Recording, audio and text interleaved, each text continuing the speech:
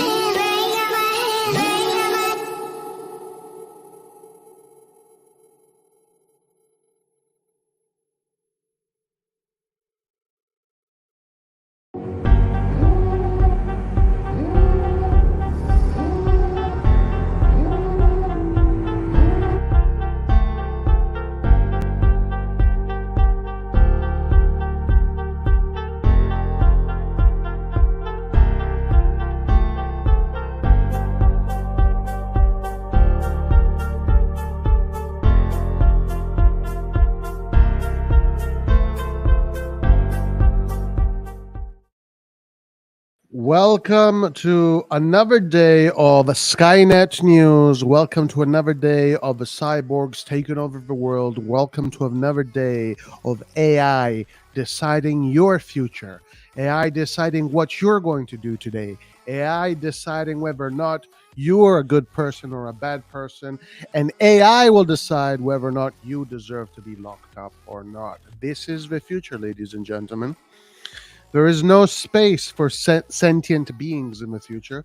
There is no space for morality, for flesh, blood and bones. There's no space for that. There's only space for the T-1000, the Terminators, the bots, the AIs, and the cyborgs. Yes, welcome to the future, ladies and gentlemen. This is it. We are in the era of a bot. The bot takeover has commenced. Welcome to 2023. Ladies and gentlemen, it is Positivity Day 3. So we're going to be positive. But let me explain to you why it's very difficult for me to be positive. So let's start with that, and then we'll get into the news, and then we'll get into the Twitter sphere and do our usual show. But let me explain to you why people need to stop accusing me of being too negative and pessimistic. Roy, you're so negative and pessimistic. No, I'm a realist. I'm a realist. Yeah, the bots have taken over. It's true. It is real. I want to remind people that a car can only go as fast as the engine that is inside of it. Yes, I've said this many times, and many people know what I mean when I say that. They know what I mean when I say that. AC Milan is a Ferrari with an engine of a Fiat, of a Toyota hybrid. Yeah, we look like a Ferrari outside, but we are a Fiat. We have engine on a Fiat. And why would I be positive about Milan right now, seeing who is running Milan and what this management wants to do with Milan? Why should I be positive? Now, I know it is the summer and we're buying players, and that makes everybody excited. And yay, excitement. Hello, excitement, rainbows, rainbow farts and bubbles, excitement, players coming in. Yay, excitement. But that to me doesn't do anything to me. The fact that right now we're in this period in which AC Milan needs to buy players doesn't mean anything to me, because the bigger picture says that we're owned by a management that does not have Milan in its best interest, but has Redbird Capital in its interest. I used the metaphor yesterday, and I'll repeat it today. Maldini was fired because when Maldini wakes up in the morning, on the horizon, Maldini sees an AC Milan that is fighting to be the best in Italy, the best in Europe, the best in the world. And in order to do that, you need to have courage. You need to gamble. You need to put yourself out there. You need to dedicate yourself to the cause, to a sporting cause. This is a sport, after all. It is competition. You have to face competition with courage. And sometimes, many times, you don't reach the finish line. Yeah, it's a risk. It is a risk. It is a risk. That's why you must have courage. But that kind of ideas are prohibited today in the AC Milan bot world. That's not how this club is being run. Because in the morning, when the owner of AC Milan, Jerry Cardinale, wakes up, he does not see AC Milan in the horizon. He does not see AC Milan being the best in Italy, best in Europe, best in the world. What Jerry sees in the horizon is a big, fat, rich Redbird Capital company. This is why he bought Milan. He did not buy Milan so you can celebrate trophies. Wake up, gentlemen. Don't get, oh my God, we're buying players. Excitement, excitement, excitement. We're getting players. We're going in the right direction. Yeah, yeah, yeah, yeah. Excitement, excitement. Wake up, gentlemen.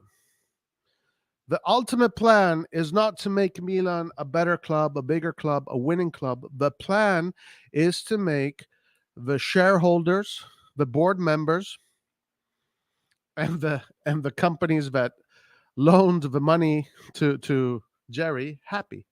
That is the goal. That is why he bought the club. AC Milan is just a tool to make Redbird a bigger company in the stock market in 10 years or whatnot. And essentially, the plan is to keep Milan afloat, not exaggerate, no exaggerated investments, no exaggerated wages. Everything has to be in control. And it's being run in such a way that even if you don't make the Champions League, Milan will not lose a penny. These are smart people. This is corporate America, after all. And the goal is to keep it afloat, build a stadium, increase the asset value of AC Milan. That asset value is going to reflect on Redbird Capital's books. Therefore, Redbird Capital will be of higher value. And then they will sell. And then Redbird is going to redo the whole process. Once they sell AC Milan for 4 billion or whatever, they're going to use that money to redo the whole thing. It's a business, guys. So why should I be positive about Milan? I have no reason to be positive about Milan. And people will learn this. You guys will see that a car can only go as fast as the engine that is inside it.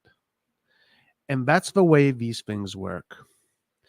Even the Chinese owner, Yonggong Li, was more ambitious than the current owners. Yay, yeah. He bought a lot of players too. Fassone Mirabelli, they bought a lot of players.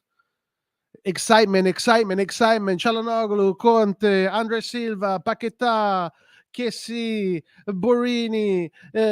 Excitement. But that was an engine that actually had in mind the will to build a team to win, and they weren't able to. But we don't even have that right now. This is all about Redbird. We are the only club in Italy right now, out of the competitive clubs, that is structured this way. Lazio is not structured like Milan. Lolito is not using Lazio to make money or to make his investment funds bigger. Napoli is owned by a crazy man, De Laurentiis. He doesn't need to own Napoli. Napoli is just a pain in the ass. As far as the bank account, is just making him lose money. But he owns Napoli because he wants to uphold the culture and the traditions of the city. He's treating Napoli like a toy. And that's what football teams are. Football teams are toys because football teams play games. And essentially, sport is a game, therefore a football team is a toy. And that's how you need to use, and that's what it is. Berlusconi looked at Milan as his toy.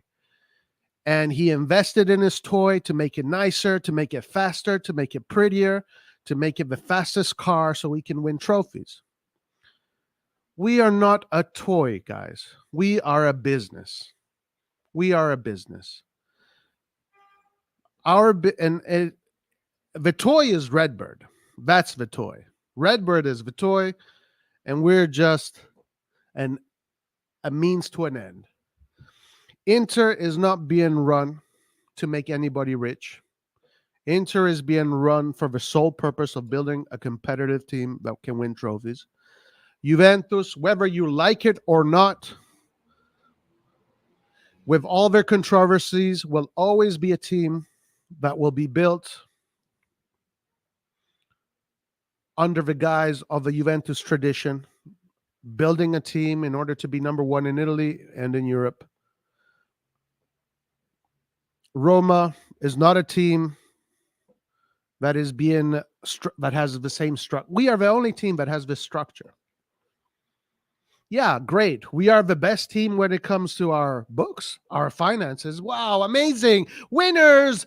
Let's go celebrate, guys. Yay, we have the best numbers in the bank account. Let's go out on the buses and let's have parades on the streets. So at the end of the day, we are going to go through one of the worst periods of AC Milan. This is going to be one of the worst periods in the history of AC Milan. And the only good thing that is going to come out of it is going to be the stadium, if they build it. And then after the bots are done with AC Milan, let's all pray that it will be sold to an owner that wants to treat AC Milan like a toy. And he wants to treat AC Milan like a toy. He wants to make his toy nice and shiny. He wants to make his toy the fastest toy in Europe, the strongest toy in Europe. And whoever will own Milan, his ambitions will be to match Silvio Berlusconi, to be one of the greatest football owners of all time, to maybe bring back a golden era. This is not the era of AC Milan. This is the era of Redbird. And unfortunately, this will translate to the pitch. Milan can grow only so much. Milan will every single summer, Milan will sell some of their best players in order to fund the market. And it will never be a consistent project. It'll be a project that will have a lot of different coaches, because the coaches will be the scapegoats. Pioli's days are numbered. The next guy's names are numbered, and the next guy's days are numbered. It's going to be kind of like the banter era. Except this is not a banter era. The banter era was a banter era because the actual ambition of the club was to maintain a high standard level club, and they never achieved to do that. Right now, that is not the main focus. The main focus is not building the best team in Italy, therefore in Europe, in the world. The main focus is just making sure that the asset stays intact. And the asset brings value to Redbird. That is the only purpose of why this club was bought. Redbird has other projects they think about. The XFL, they got Formula One, they have a team, they have investments all over the world. AC Milan is just one of the many assets they have and that they're going to use. And they're going to use AC Milan to experiment, to see whether or not their Moneyball experiment can actually work. You see, the Moneyball is the catch 22. The Moneyball is the excuse to not be courageous. Because as long as you're using Moneyball, then whether you win or lose, it doesn't matter. But if you are courageous and you do make big investments, if you lose, it does matter. It does matter. So when people say that I'm not positive and I'm not blah, blah, blah, blah, blah, and all this crap, and I should be excited because we're buying players, yay, we're buying players, excitement. They need to understand that I do not fall or care about the summer market. They need to understand that I have the ability to see the bigger picture, and I have the ability to understand how important the ownership, the management is before the team on the pitch. All of these things matter. These things come before the players and before the coach. The reason why 90% of us today are AC Milan fans is because in 1987, one of the most charismatic entrepreneurs in Italy decided to buy a failing Milan from the courts. And this man was a man that breathed, slept, loved football. It was his passion. An Italian man who had a dream to build one of the greatest football teams in the history of the game. And it was through the energy and the inertia of this man's actions that today most of us here in the world are Milan fans. It was because of that man there.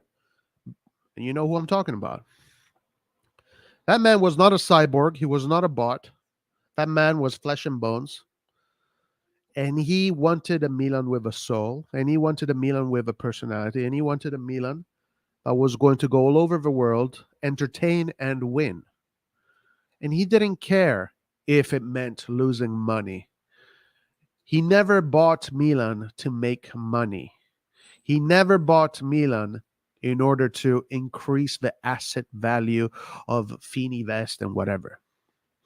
He bought Milan because he was crazy about football and he wanted a football team, and he just went with his impulses. And people will tell me, oh, he used Milan for political gain, blah, blah, blah. Yeah, if you're a fucking extreme left winger and you fucking hate Berlusconi because he's on the right, you're going to come up with all the stupid bullshit in the world to dismiss Berlusconi and what he did. It all comes down to politics. The only people that criticize Berlusconi is because they're left-wing politics, and Berlusconi represented the right. But when we talk about football,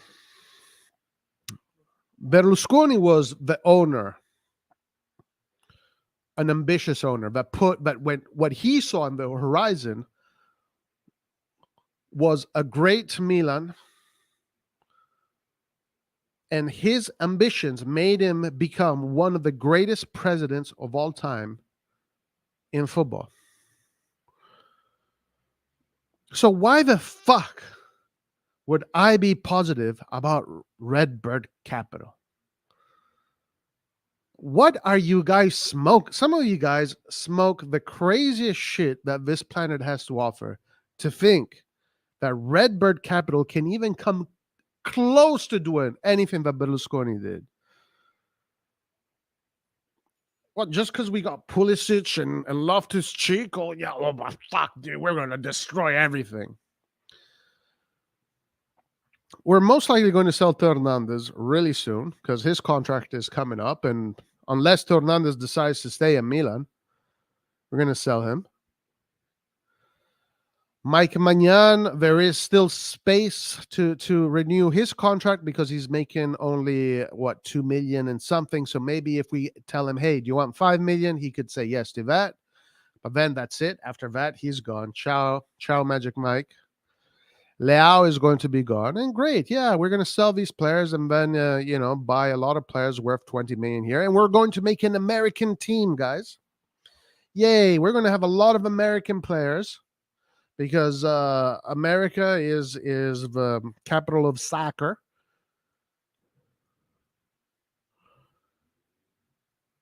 And I'm really excited, guys. I'm really excited about the future. Wow. I'm so excited about the future. This is going to be amazing. Milan deserves more than Redbird Capital. Milan is a club that deserves a lot of attention, is a club that if you buy it because you know the history of the club and you buy it because you want to maintain the history of the club. The people that bought Redbird, the people that bought AC Milan, didn't even know the history of AC Milan. While Berlusconi was winning all those trophies in those 30 years, Jerry Cardinale and the people that bought Redbird and the people that bought Milan didn't even know that that was happening across the pond. They had no clue that a team called AC Milan existed in Europe and was getting players that were winning Ballon d'Ors, winning Champions Leagues, winning Scudettis, building some of the greatest football rosters that the world has ever seen. These guys never even knew that. They literally discovered this a few years ago. How the fuck do you expect people that just discovered the existence of AC Milan a few years ago to bring AC Milan to a top level elite status? It's never going to happen. The only reason why we were going in the right direction was because there were people in the club that knew how to do that, because they were there when Berlusconi did it, and they saw firsthand what it takes to build a team worthy of the red and black colors of AC Milan. And also he had other people next to him, yes, Paolo Maldini, like Massara, who is very well versed as a DS in Italian football. And he had another person very close to him called Gazidis, who had been working in football for many, many years. But now all of a sudden, we have Jerry, who discovered Milan a few years ago. We have Moncada, who's 36-year-old scout. We have Furlani, who was a portfolio manager of Elliott a year ago, and now all of a sudden he's the DS of Milan. He's in charge of the Milan market. In what fucking world do you guys really expect AC Milan to become a team that is ever going to be a contender in Italy or Europe? I'll tell you exactly what's going to happen with Milan. We're going to have some game. They're going to be good. Pioli's going to be fired this year. We're going to get another coach. That coach is going to last until the summer. Then we're going to get another coach. That coach will last 1 year. And then we'll keep on doing this waltz of coaches.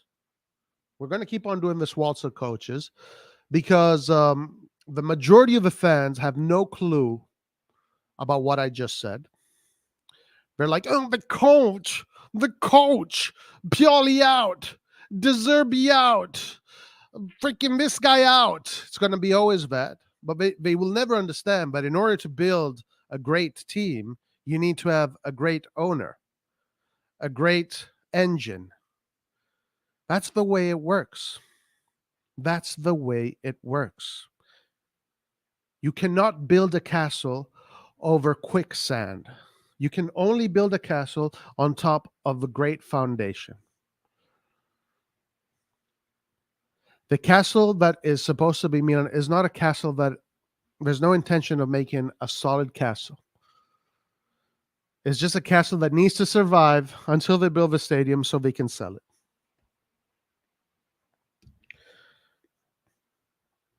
So I don't understand why I need to be positive. I'm going to just call it for what it is. I'm not going to pretend that Milan is something else. I'm not going to pretend that. I'm not going to pretend, oh my God, we're buying players, excitement. Now we're going to be the best. I'm not going to do that. This project is not an exciting project.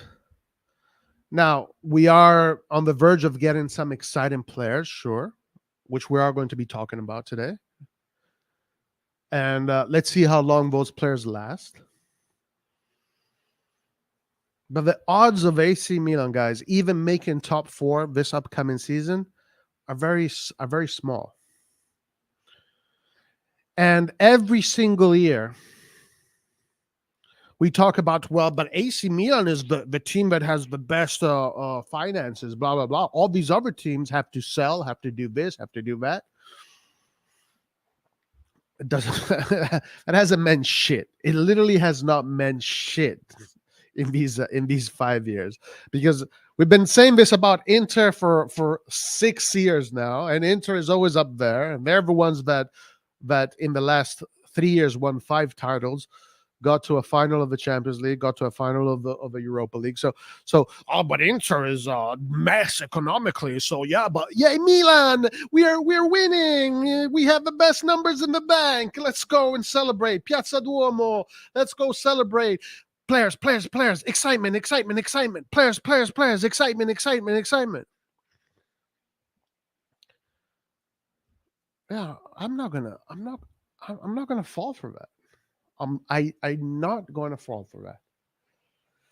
Now, if for some crazy ass reason the world turns upside down 3 times over, and all of a sudden Milan is the best team in Italy, I will fucking give someone, whoever, their credit. But that's just not going to happen, guys. It's not going to happen. It's not going to happen. It is not going to happen, guys. Now, this year might be one of our better years because we still have Magnan, we still have Theo Hernandez, we still have Leao, specifically these 3 players. These are the only 3 players that we have right now that are of a certain level, right? That have established themselves as world class. Tonali was on his way to Tonali was one of the leaders of the team. Benacer also, but he is injured, so we won't see him. Tomori was a fan darling a year ago. Now this last year, everybody was saying Tomori out. Chow, let's see. I mean, Chow still needs to show his worth. Still young. Chow is also. There's going to be a season where Chow is not going to have a great season, and everybody's going to say that he's shit, that we need to sell him. So that's coming. But our defense is solid right now. Our defense is solid, and that is something that you cannot deny. We do have a solid defense, and that is reassuring. The midfield is going to be a conundrum. In theory, it takes time to develop a strong midfield. 99% of the time, it takes time. It takes trial and error. It takes different experiments to figure out how a midfield works best. It's not as easy as saying, I'm going to put this guy here, that guy there, and this guy here. Yeah, let's cook. It just doesn't work like that. As you guys have seen, all the teams that we've been following, none of them were built. Rome was not built in a day, right? Rome was not built overnight. So the midfield won't be built overnight. It'll be a trial and error season this year as far as the midfield goes. Up top, it's going to be the Leao show. Pretty much, this is what's going to happen. Everything is just going to go through Leao. Everything is going to go through Leao. Now, I am curious to see who we get as a striker, as a center forward. I think it should be interesting. Depending who we get. We might, Taremi now, his price has gone down to 20 million. Guys, I'm starting to lose reassurance on Taremi. Like, am I missing something? Like, 99% of the internet, when they hear the name Taremi, all of them go, "Oh my God, really, Taremi? Oh fuck. Well, yeah. If we don't want to get relegated, sure, Taremi, yeah, whatever." Like now, even the other guys are talking about Taremi. The usual Milan content idiots. They're talking about Taremi and the Italian ones, not the English ones, the Italian ones, and they talk about Taremi as if, "Oh my God, really, fucking Taremi." I guess that's who we're going to probably buy. Like all the comments are all so negative when it comes to Taremi. It's like, am I missing something? Like, am I doing a mistake here in analysis when it comes to Taremi? Like, I want to find out what Porto fans think about Taremi. How the fuck do people see Taremi in such a negative light? Taremi is one of those players that actually does rise the levels of positivity, to me at least. But like Longoni today was talking about Taremi as if, and while he was talking about Taremi, I felt like he wanted to fucking, end his life or something. Like he was like so depressed talking about Taremi. But then when he talks about Morata, when he talks about Balogun, when he talks about other players, he just fucking his eyes light up. And that's the same thing with everybody. Bergomi, the old Inter player who actually also won a World Cup in 1982, Bergomi, who is the technical commentator to Caressa in Italy. So he's basically this. Well, Caressa and Bergomi are the top duo commentators in Italy, and Bergomi is the technical commentator, and Caressa is the narrative commentator. And Bergomi said that Taremi is the guy you got to get. Like his numbers are out of this world. Like it's a no-brainer. But all the Milan fans, they talk about Taremi like this guy is like the worst piece of shit in the history of the game. Like, am I missing something? I don't get it. I really don't understand. Like, what is it about Taremi that is so not appealing to so many Milan fans? I'm really trying to figure out whether I'm wrong and I'm not seeing things properly, or the masses are just a bunch of idiots that follow the piper. I'm trying to figure that out. Like, am I the idiot here, or are these guys the idiots? Someone is an idiot. It's either me or them. I know a lot of the guys here in RossonARI TV appreciate Taremi, but someone here is an idiot when it comes to Taremi. At this point, I don't get it. Like, when you see the amount of goals this man scores, the amount of chances this guy creates, the amount of assists this guy does, how isn't that enough to make you think, well, I guess this guy could be a good idea? But no, instead it's like, oh my God, Taremi, oh fuck, Jesus, I'm gonna fucking give me a gun. I need a gun. Taremi, really? Oh my god, I can't do this. I can't watch Milan this year if we get Taremi. And by the way, they even brought the price down to 20 million. So this one here is very confusing to me. The Taremi thing is extremely confusing to me. Someone in the room is an idiot.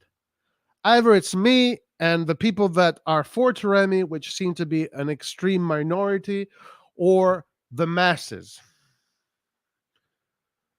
the triple vaxxed masses. Who is the idiot?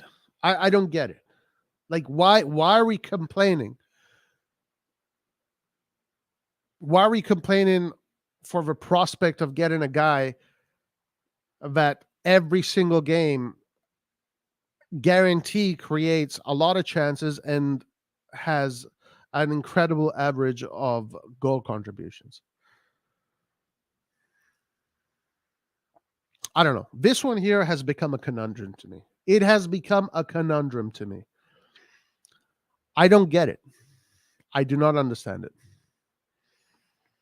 Either I am a complete idiot and I got this completely wrong, or they are complete idiots and they just need to shut the fuck up and let people that know what they're doing do the job or make the analyses. It's one or the other. I don't know. You know what? We're gonna watch Taremi videos today because I gotta see. We're gonna see what people say about Taremi, what the Porto fans say about Taremi, because I am not understanding what's going on with this one. I am not getting it. Anyway, listen. I had to get off of my chest why the whole positivity thing to me is futile. I like to stick to reality. And reality says that this rendition of AC Milan is going to be one of the worst we're going to see probably in the history of the club. But guys, players, excitement, players, excitement. Positivity day 3. It is positivity day 3. So let's get to it, guys. Speaking of excitement, positivity, Ironman is getting closer to AC Milan day by day, hour by hour, second by second. T1000 has targeted Tijjami Reijnders. The T1000 right now is on his Harley Davidson, on his way to get Tijjami Reijnders and bring him to headquarters, Skynet. AC Milan are closing in on a move for Tijjami, aka Reijnders, as he could leave AZ Alkmaar's training camp and depart for Italy very soon. According to what is being reported by the AZ Alkmaar insider account, AZ Alters, Reijnders' transfer to Milan is almost complete. If the last wrinkles are ironed, let's go, Iron Man, we got it. Out and Reijnders passes the medical examination, he will quickly become a RossonARI player. So at this point, even the AZ Alkmaar news sources are saying Iron Man is gone. Reijnders is expected to travel to Milan in the coming days to officially sign with the club. For now, the 24-year-old is currently still with the AZ preseason camp and is waiting for all formalities to be completed. However, he has informed his teammates that a move to Milan is on the cards with the management, hoping to get the deal across the line so he can join the squad for the preseason tour of the USA with departure in 8 days. Ladies and gentlemen, the Avengers cannot complete a mission unless you have Iron Man, unless you have Doctor Strange. You need to have Thor. You need to have those key components. And Iron Man is definitely one of the key components. So even though it's going to take time, obviously, trial and error to figure out how this midfield is going to work, having Tijjami Reijnders as a resource is definitely positive because this player is someone that has high IQ, very good technique, and he can become a very important regista for AC Milan in the seasons to come. Hopefully he doesn't do too well, because if he does super good, then we will sell him. But actually, guys, you know what's good about, actually, you know what? Let me restate that.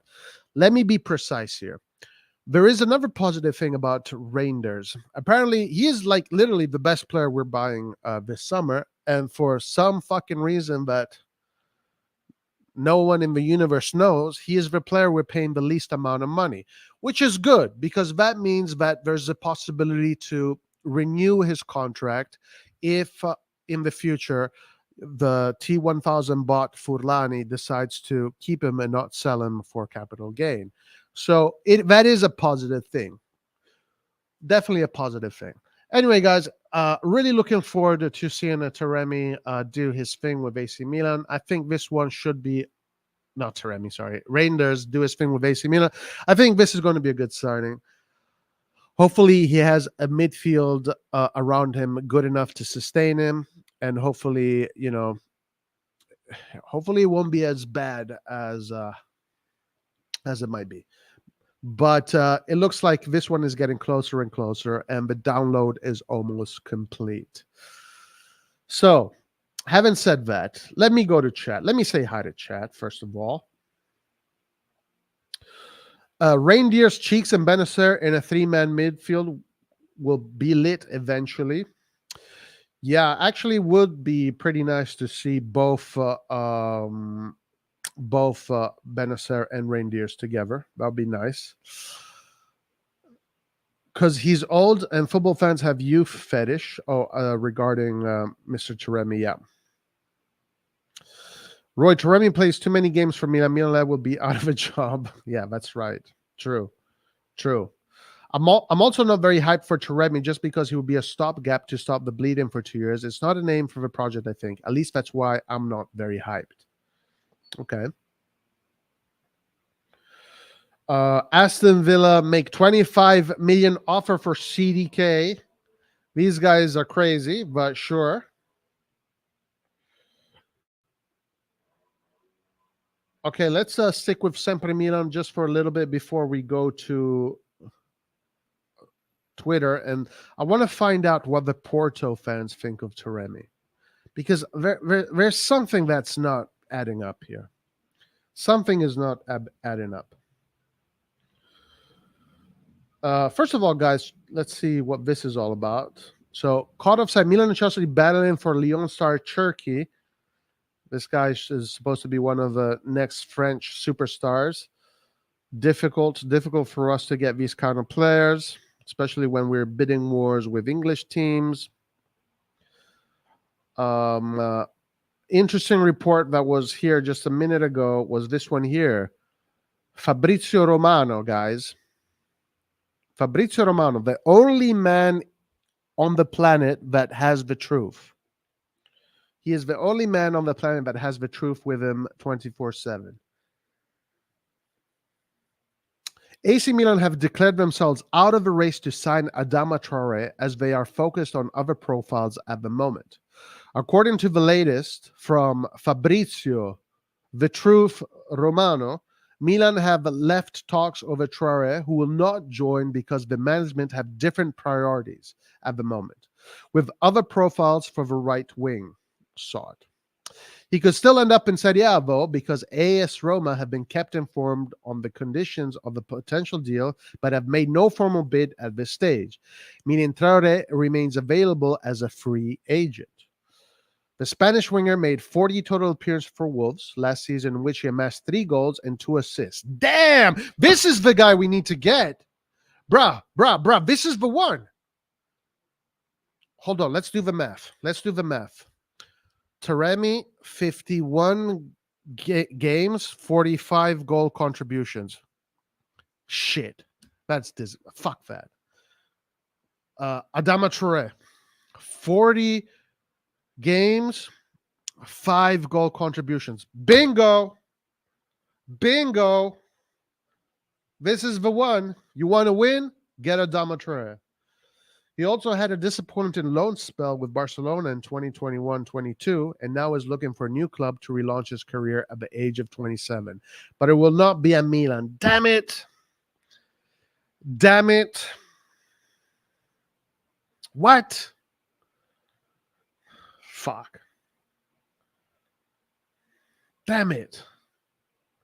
That was the guy. 5 goals in 40 games? That was him. Shit. Okay, so all right, fine. I really this one here just pisses me off, honestly. Whatever. But we are going to talk about it. The AC Milan management are currently tasked with fine-tuning the squad, and one of the roles they are looking at is the left back position. According to the latest from Gianluca Di Marzio, it seems as though Fode Balotore is going to Bologna or OJ Nice, so a replacement is going to be needed. The journalist suggested 2 targets from Juventus, with the first being Luca Pellegrini, who spent last season on loan at Lazio, and the other being Andrea Cambiaso, who has just returned after a season at Bologna. It's set in stone that Theo Hernandez will be the starting left back for next season, given he's among the elite players in that position. But to compete across 3 competitions, it will be necessary to rotate with quality depth. Fabiano Parisi, who's one of the favorites given his similarities to Theo in terms of their approach to the game, but he joined Fiorentina. Now, so essentially, AC Milan needs 4 Italians that do not come from the academy. 4 Italians. They need 4 Italians. So far they have Sportiello, Mirante, Florenzi, and now they're looking for the 4th Italian, which is the deputy for Theo Hernandez. This is disgusting. It is disgusting how this Milan has completely just snubbed Italian players and has absolutely no intention to build an Italian core or to try and get the best Italian players or to try and get the best upcoming Italian players. They fucking use the 2. They literally they're going to keep Florenzi, whether or not he gets injured the whole season, just so they can complete that one of the Italians they need for the quota. Mirante, 40-year-old, never going to play. That's the other quota. Second goalkeeper, Sportiello, and now the deputy for Theo Hernandez. Like, this fucking team is racist against Italians, all right? Let's fucking say it. Let's just fucking say it. This team is fucking racist when it comes to Italians. Every single fucking big team in Europe tries to get the best domestic players. But us, fuck no. You're Italian, you're not fucking welcome here. Get the fuck out. That idiot Pioli, the other day in his press conference, when he was asked, how come Milan is not getting any Italian players? He fucking responded, we're only getting players that are worthy of the AC Milan shirt. Like, what the fuck does that mean? So if there's no Italian players that are worthy of AC Milan shirt, and the only reason why we're getting Aguello or whatever the hell is just so we can fill that quota. This is another reason why I have zero positivity regarding this team. Zero. This team is in shambles, ladies and gentlemen. This team is in fucking shambles. There are some badass Italian players coming up. We saw them in the U20 World Cup. They beat everybody. They beat Brazil. They beat all the fucking teams. They got to the final. One of those fucking Italians used to play for AC Milan. He was the best goalkeeper of the tournament, and we sold him. The best fucking player in the tournament, Casadei, but no, not good enough. Not good enough to play for AC Milan. Baldanzi, no, not good enough. Giovane, why? Well, we should get Giovane. Why not get Giovane? No, not good enough. Not good enough. What is he? Is he Italian? Oh, fuck that. Fuck that. Fuck Italians. We hate Italians here. Bro, what the fuck is going on? What is going on with this Italian agenda? Freaking Inter, half the squad is Italian. They fucking have a Cerbi, Darmian, and Bastoni in defense. Those pieces of shit beat us in the semifinal, and they got to the final. Half their fucking squad is Italian. So what is this idea that Italians aren't good enough for AC Milan? What the fuck is going on with this? We're only getting Italians for the quota. I don't know, guys. This team is fucking corporate America. It's racist. It's everything that sucks. Oh, Lord have mercy. Anyway, Tommaso Aguello, Sampdoria, transfer market value. Positivity, guys. It's positivity day 3. Rainbows, unicorns, magic, fairy dust farts. I got it. I'm back.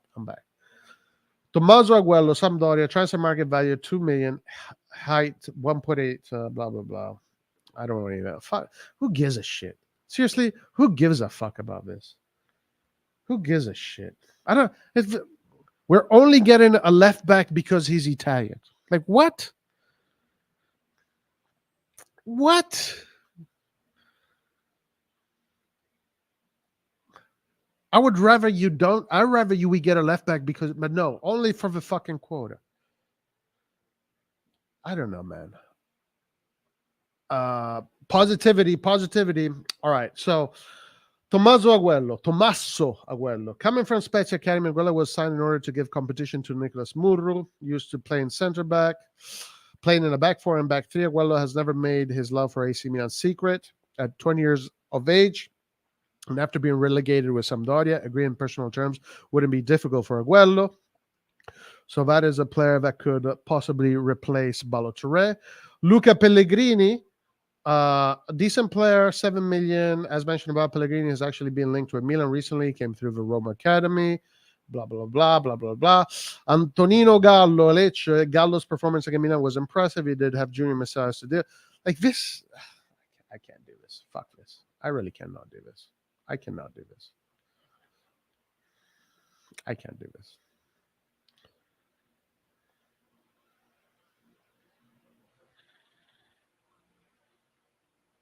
I cannot do this.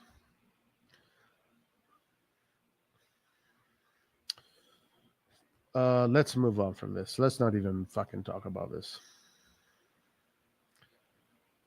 I seriously...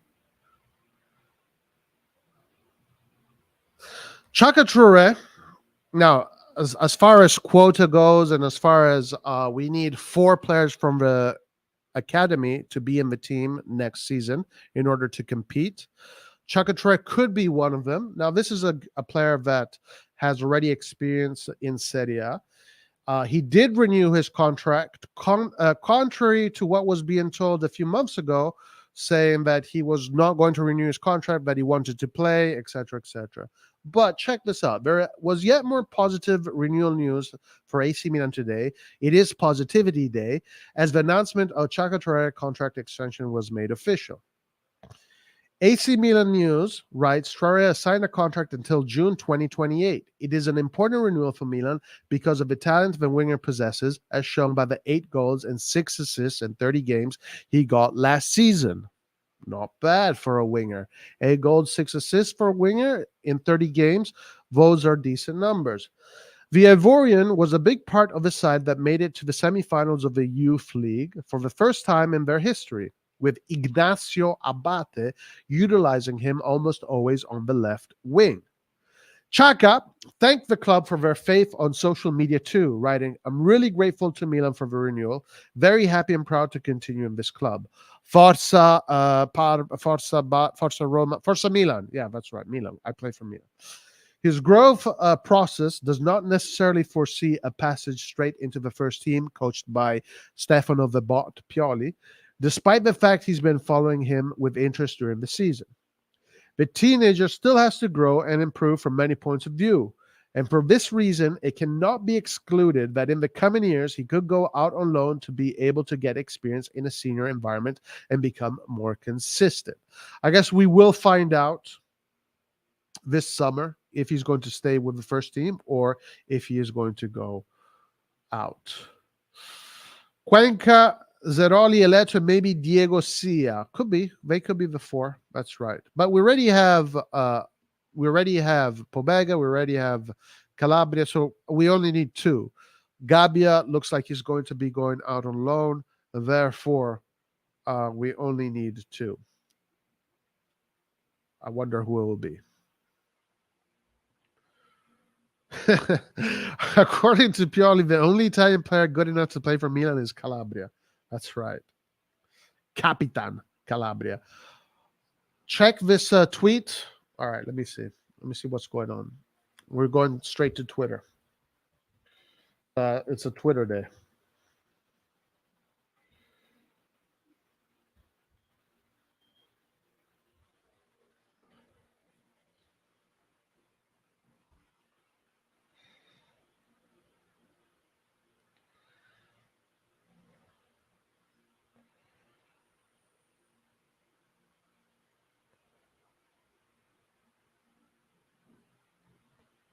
What is this? 4 minutes ago, Milan have purchased Sport City Life Company with a public deed dated the 8th of June. Milan took over 90% of the legal vehicle used by Cassinari and partners for the Sport City Life project, leaving 10% of the shares to the previous owner.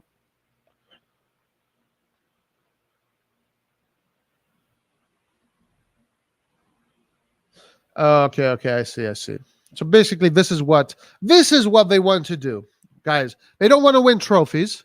This is their trophy. This is their trophy because this is going to make them the big bucks. This is what's going to allow these people to be very rich. Once they build this and then sell it, oh boy, we're going to be out on the street celebrating that Jerry made a lot of money. Oh yeah. All right, let me see what that tweet is all about. I got to go to YouTube. Oh yeah.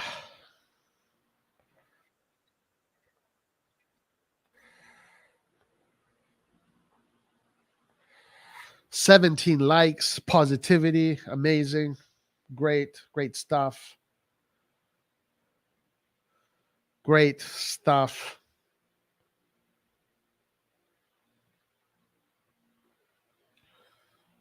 Let me see. This thing is now opening.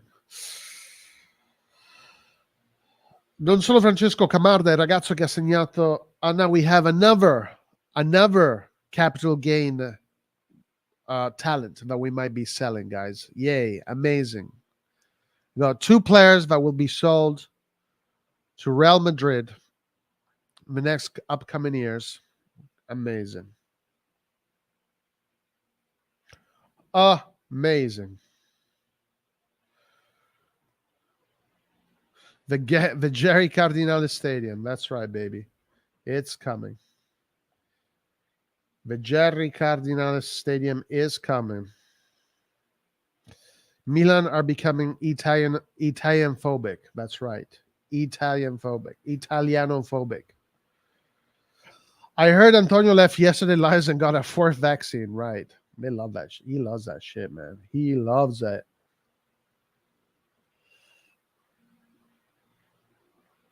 He freaking loves it.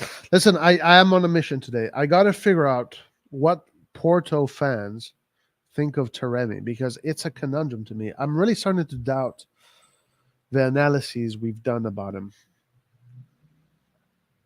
What was this? Sorry, you said Milan Extra. Milan Extra. Ooh, new one. Nice. Cool.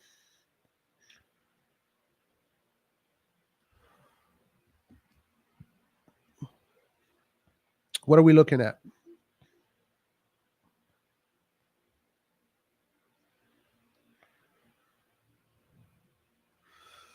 What are we looking at?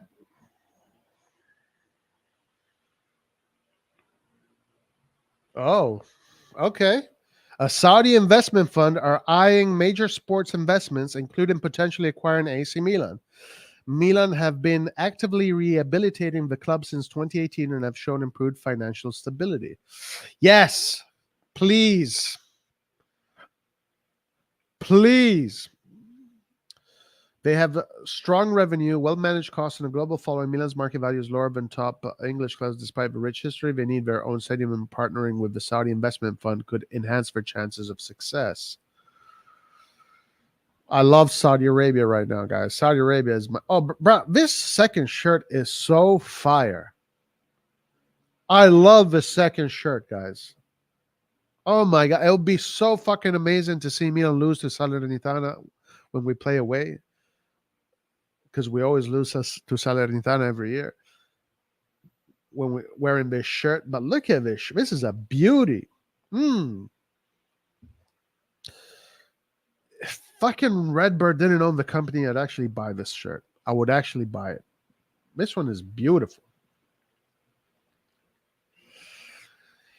AC Milan have contacted Jorge Mendes regarding Lyon's Branley Barcola, whose preferred profile over Chukwueze. However, the price is too high. Fuck you. Let's just get Taremi. Like, so we already have this deal with Isaacson in place. Just get Isaacson, get Taremi. You got Reijnders. Get a good defensive midfielder. Get a fucking life, Cardinale, and let's move on. Is it positivity day? Positivity day. Gotta remember. Positivity. Gotta be positive. Gotta be positive. Isaacson is literally trash. Well, we're not getting Chukwueze, so what are we waiting for? Redbird is trash, so it doesn't matter. Trash attracts trash.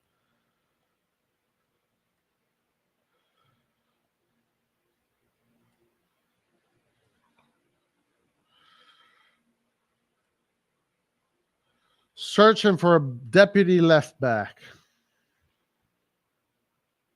Let's see if we have any news on Reijnders. 2 hours ago, Tijjami Reijnders to AC Milan is almost complete. Reijnders is expected to travel to Milan in the upcoming days. Look at, wow, superstar. Superstars. Che forza, ragazzi. Che forza, mamma mia.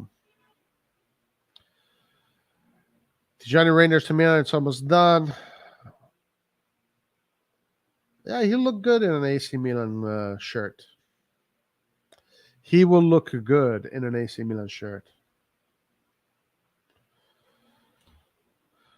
Non sappiamo se sia una fonte affidabile, blah, blah, blah. Don't give a fuck. Okay, let's see what the deal is with Taremi. Oh, yeah. All right, we're on a mission right now. Taremi. What do other people think of Taremi, especially Porto fans? Taremi for 20 million and Felix Loan would be would be way better business than Højlund for 80. Oh, this is Manchester United fans. AC Milan is working on Taremi and Isaacson. Decisive hours for Reijnders. Yeah, that's what we got to do. That's it. It's done. Taremi's assist. Oh my Lord, have mercy. This is against Lazio. Look at his assist. So I don't get it. I don't understand.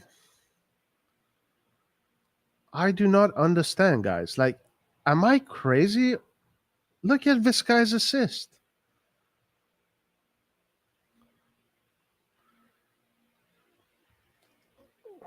Look at him. Stop. Look. Oh, perfect. But just it's a fucking beautiful touch, timing. This guy's a magician. Why are all these fucking... Oh, fuck. We're going to get blocked. Fuck you, UEFA. Fuck you, Seferin. Fuck you. Here we go. Taremi has problem in both knees, smokes and goes clubbing a lot. A real troublemaker in the locker room. Porto's coach is having a lot of issues with him. Okay. Interesting. Taremi is coming to United. That's perfect goal and assist. So let's Taremi, Porto.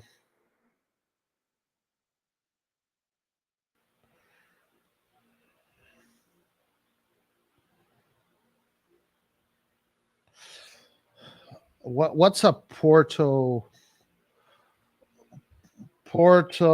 FC? The Porto podcast in English. Okay. I'm sure they have Taremi news here.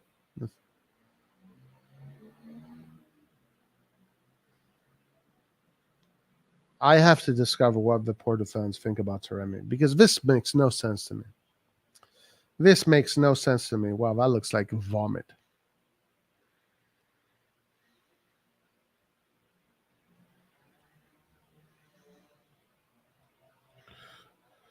These guys have fucking. Let's try this. Okay, 1.5 million followers.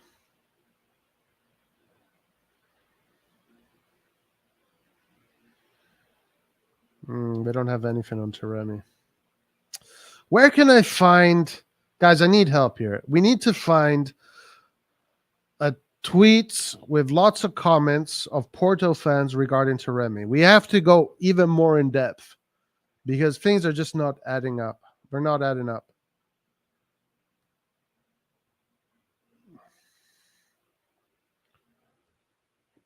It's just not adding up.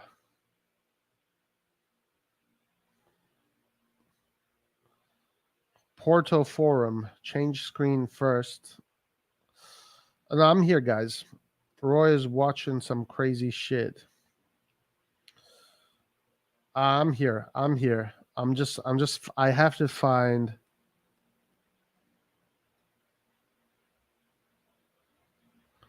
Oh, I'm sharing the wrong screen. Jesus Christ.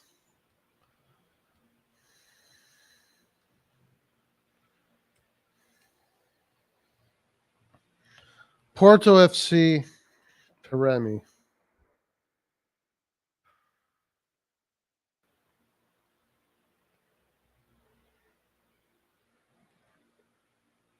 It would have to be in Portuguese. It would have to be in Portuguese. Of course, it's a Portuguese team.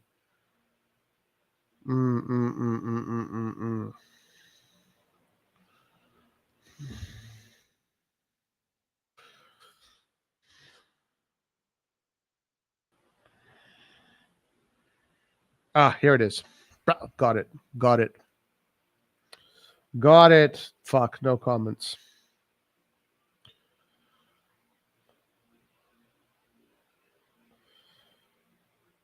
Vergonha, falta de... Oh, wow, okay. What is this? Guys, we're doing some investigative journalism right now. This is sticking your finger in the wound. Trouble question.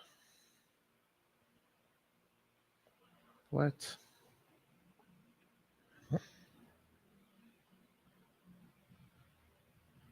One comment.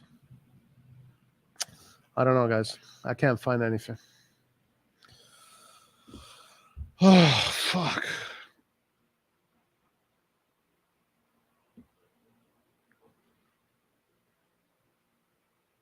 Porto doesn't have much fans.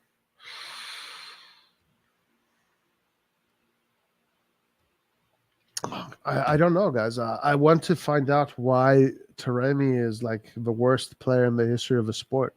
I don't get it. Christian Pulisic is a new AC Milan player. It is official. Nobody cares. Yeah, there it is. Official. AC Milan is pleased to announce that it has acquired the footballer Pulisic from Chelsea FC on a permanent basis. The American footballer has signed a contract with the AC Milan club until 30th of June 2027 with an option until 2028. Let's go to Capology. Let's see how much he's making.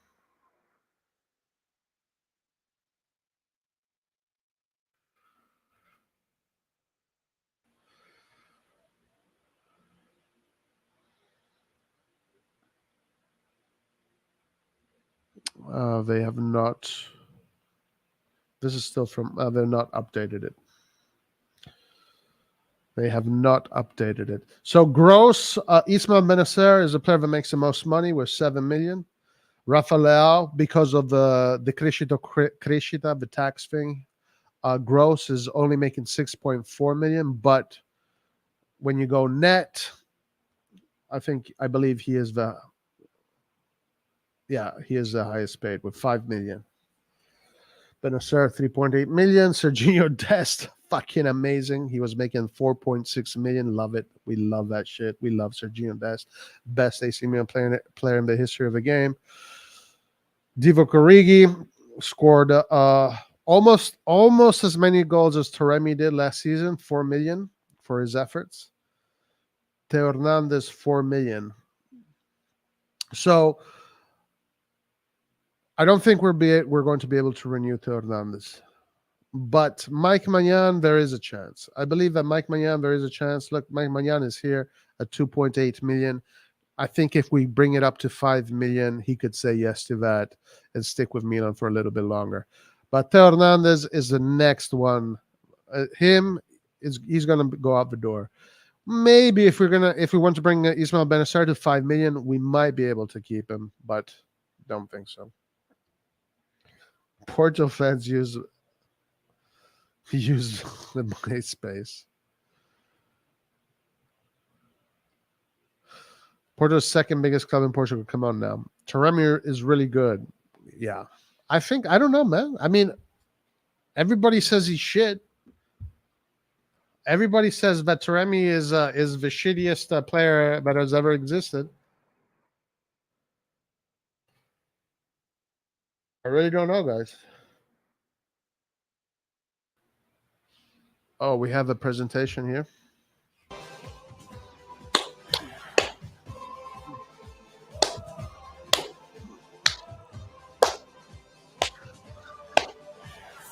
Positivity. All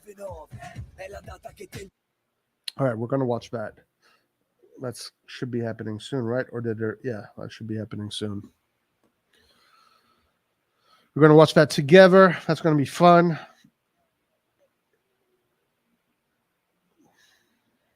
Uguale vittoria, in Europa si è fatta la storia, milanisti nel cuore, sono 11 in campo e milioni là fuori, rossoneri guerrieri, anche all'estero sentono i cori, è una realtà partita da qua, la città della Madonnina, innamorato pazzo di lei.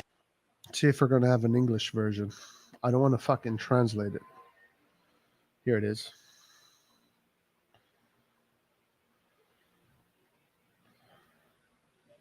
Nocciole tostate italiane in un cremoso gelato ricoperto da... Shut up. I don't give a shit if we're going to get a copyright, guys. I don't give a fuck. This is Positivity Day. Nothing can touch us in Positivity Day. Yeah, soccer has been confirmed.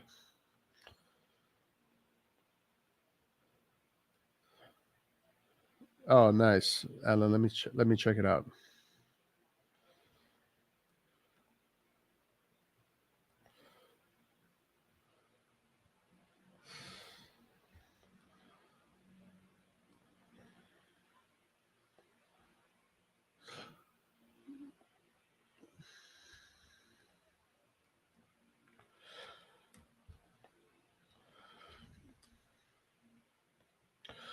All right, this was Di Marzio. Porto has decided to lower its price for Taremi.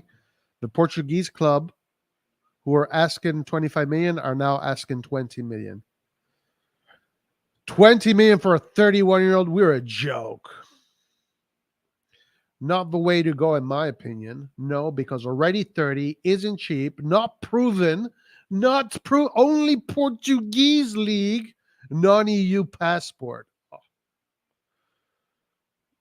Is he actually any good or just another Piontek?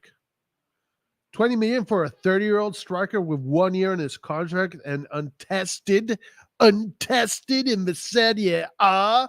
No, thank you. We'll pass. Get Højlund or Tonali's money finished. Better Dia than him. Not even 10 million. Is this like worse than Arnautovic? 20 million. Balotelli is better. Barra. 50 million max for Taremi, or just go to Baladia, I think. Soccer, good option for United. We'll give him 12 million bonus plus 3 weeks.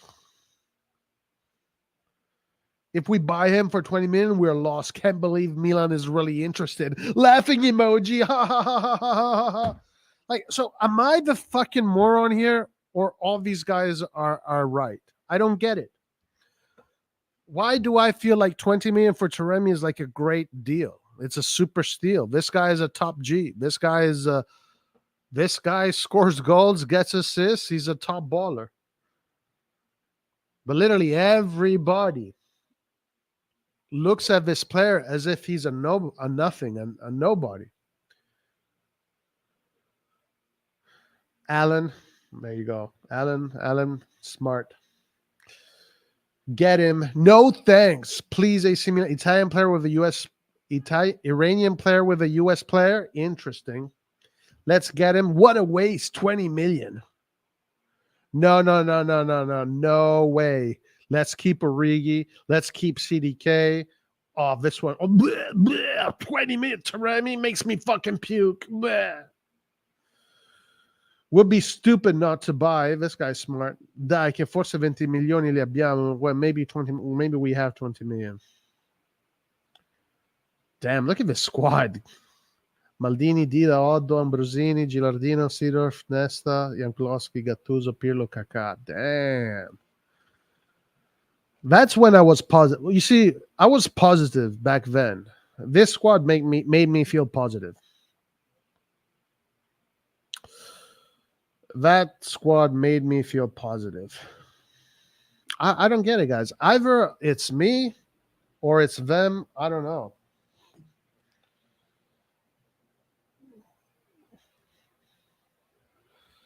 Roy, with all due respect, if you watch again the highlights of our last game against Porto, you will understand.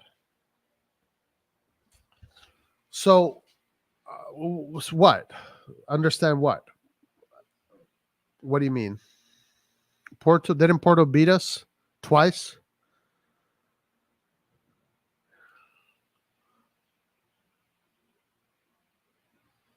Let me see something.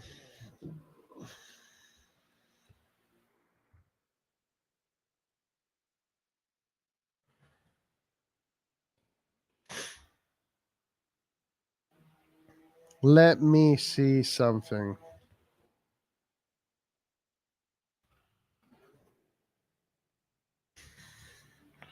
Guys, we're doing deep dive researching here. We gotta find the truth. How is a player with these kind of numbers a bad player? Like, it makes zero sense to me. It makes zero sense to me. Am I missing something? Am I missing something?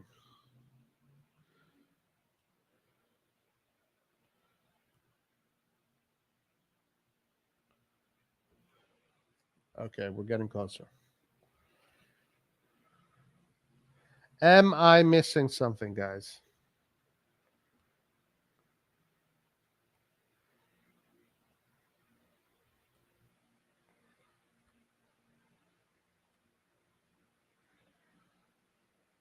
All right, Milan Porto. Open link in new tab.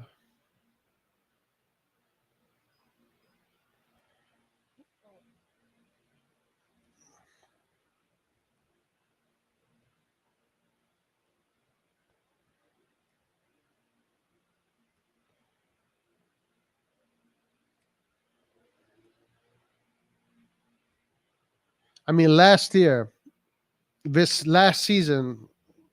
in 7 games in the Champions League, Taremi had 7 goal contribution in 7 games.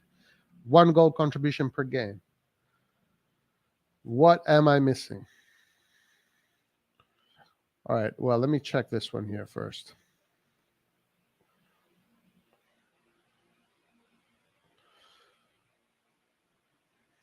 So Mehdi Taremi against Milan, 86 minutes, 28 touches, 80% long balls, ground duels, aerial duels, 1. Normal game. Nothing special. So you're saying because he had a poor game against us, he's not good?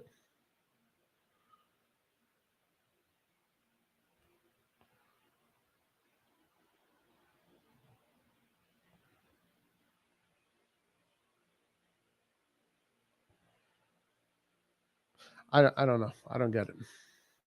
I don't get it. I'm lost. I don't know.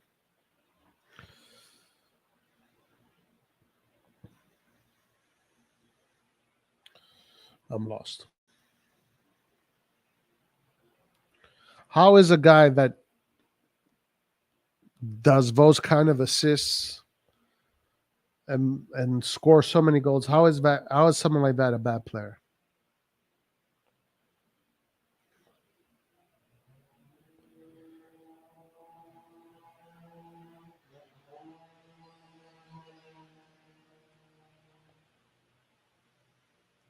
What do you think is possible with you two in attack or on the wings? Yeah, for sure. This is the reason I come here is to help the team in the attack. I think, obviously, like you said, Leao is incredible at what he can do, dribbling, by players, very physical, great in front of the goal. And I think I can bring this as well. So, yeah, I'm very intrigued to see, which is my best position, where I can help the team here. But definitely in the attacking sense, I like to be a very creative, direct player, and this is what I'm going to bring to the team. Sì, senz'altro è anche questo uno dei motivi per cui sono qui, ovvero per contribuire a questa squadra nella fase offensiva. Leao è un grandissimo giocatore, impressionante quando dribbla, è anche un giocatore molto fisico e davanti alla porta sa sempre cosa fare. Penso di essere un giocatore analogo, simile, anzi la mia intenzione. Well, all strikers will miss goals. Messi will miss goals. Cristiano Ronaldo will miss goals. It's about how many goals or goal contributions will you do per game. If you can get 1 per game, that is more than most players. You, Ruben Loftus-Cheek, and Fikayo Tomori, Olivier Giroud, lots of ex-Chelsea players at Milan. And do you feel ready to join up with your ex-Chelsea teammates and do something special? Yeah, I think it was a difficult last few seasons with Chelsea. I think for whatever reason, obviously it's great to see Fikayo, Ruben coming here. Obviously Fikayo doing so well and becoming a big part of the team in recent seasons. And for me, it's just a brilliant opportunity to come here, to step away, get a fresh start, and play for a big team like this. And I've definitely spoken with Fikayo, also with Olivier Giroud as well. I had a good relationship with him as well in London, and now I'm excited to be a part of this team. And I've spoken with him, and he's very excited to have me here. And I think there's going to be some nice relationships on the pitch. About the position, the role in the pitch. Maybe at the striker position. No striker. You mean like a sub of Giroud? Like which position? Yeah, like a possible substitute of Giroud. Oh, okay. Well, there's. I think he's still playing very well. I think there's some good players in this position. Today in training, already working a bit with Divock as well, and there's obviously some. He sounds nervous. A lot of talent in this team.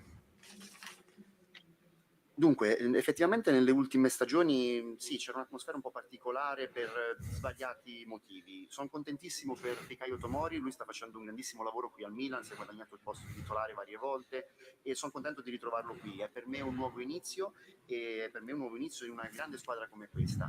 Ho senz'altro parlato non solo con Fikayo ma anche con Olivier Giroud. La relazione che ho, il rapporto che ho con questi giocatori è davvero bellissimo e infatti anche loro sono contenti che io sia qua per poterci ritrovare di nuovo insieme. Siamo tutti molto emozionati a questa idea e per quanto riguarda la possibilità di sostituire Giroud in attacco, c'è ancora tempo e Giroud non è l'unico grande attaccante di questa squadra, ce ne sono tanti altri di giocatori validi.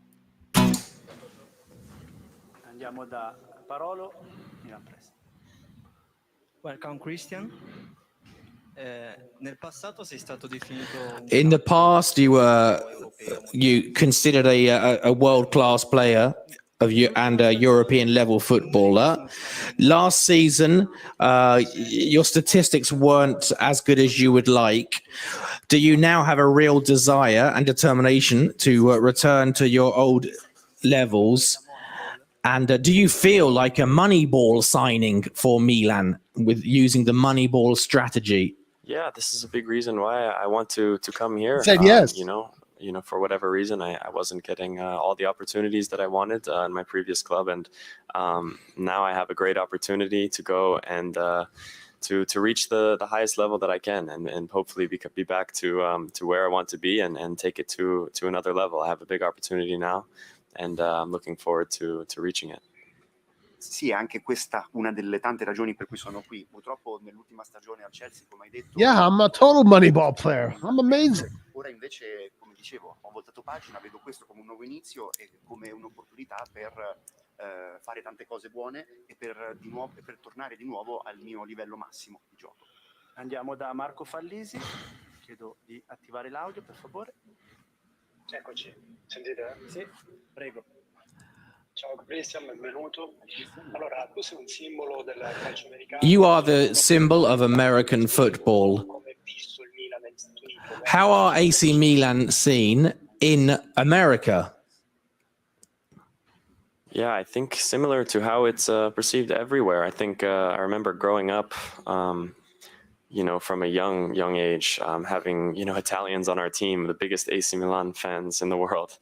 They would always talk about it. So it's definitely a massive club. There's a lot of support in the US as well. I've seen a lot of Milan jerseys across the US. So it's definitely perceived as a big legendary team. Allora, senz'altro la percezione che si ha del Milan negli Stati Uniti è in linea con la percezione che si ha del Milan in tutto il mondo. Ricordo fin da bambino vedere tante magliette del Milan negli stadi. He is scared. Look at him. This guy is freaking out. Aver visto altri giocatori americani, aver giocato a fianco a giocatori italiani, senz'altro il Milan all'estero e negli Stati Uniti gode di tantissimo supporto. Andiamo da Antonio Vitiello, Corriere dello Sport. Vitiello. Ciao Christian, benvenuto a Milano. Allora, la mia domanda è... Listen to him breathe. Oh my God. I would like to have some clarification on your name, Pulisic or Pulisic, and you've got lots of ex-Chelsea colleagues at Milan. With Olivier Giroud, have you always had a great relationship and friendship with him, having played in the attack together? And have you spoken to Olivier Giroud about how you can link up in Serie A with Milan? First question, obviously, being of, Croatian heritage, I think Pulisic is always correct from that point of view, but obviously growing up in America, it was always pronounced Pulisic, so that's just what I'm used to. But both I'm very much okay with. Pulisic, they said actually now we are quite close to Croatia, so I think Pulisic is okay. And for the second question, I'm really excited to be back playing with some of these guys who I already had a nice relationship with, like you mentioned with Olivier Giroud as well. We've already had small talks, but now obviously just being my first day here, we're gonna speak more and more about how to play, and I'm gonna learn and understand more about the tactical side and just how the game flows, and learn a lot more about this new league. Per quanto riguarda la prima domanda, naturalmente per le origini croate che ho, la corretta pronuncia sarebbe Pulisic. Poi però crescendo negli Stati Uniti tutti mi chiamavano Pulisic, e quindi mi sono abituato a questa pronuncia. Ora qui so che siamo It's like cardinale, that's how you pronounce it, but in the US it's cardinal. Yeah, Jerry Cardinal. No, it's cardinale. Pulisic. Yeah, he doesn't seem very convicted, right? It doesn't seem like, he seems like pretty nervous, breathing heavy. Yeah, I'm a Moneyball signing, but yeah, bruh. Yeah. Che il mister vuole dare al gioco. Andiamo da Pietro Mazzara, Milan News. It's a job interview. Ciao Christian, la domanda riguarda principalmente anche ora qui il campo.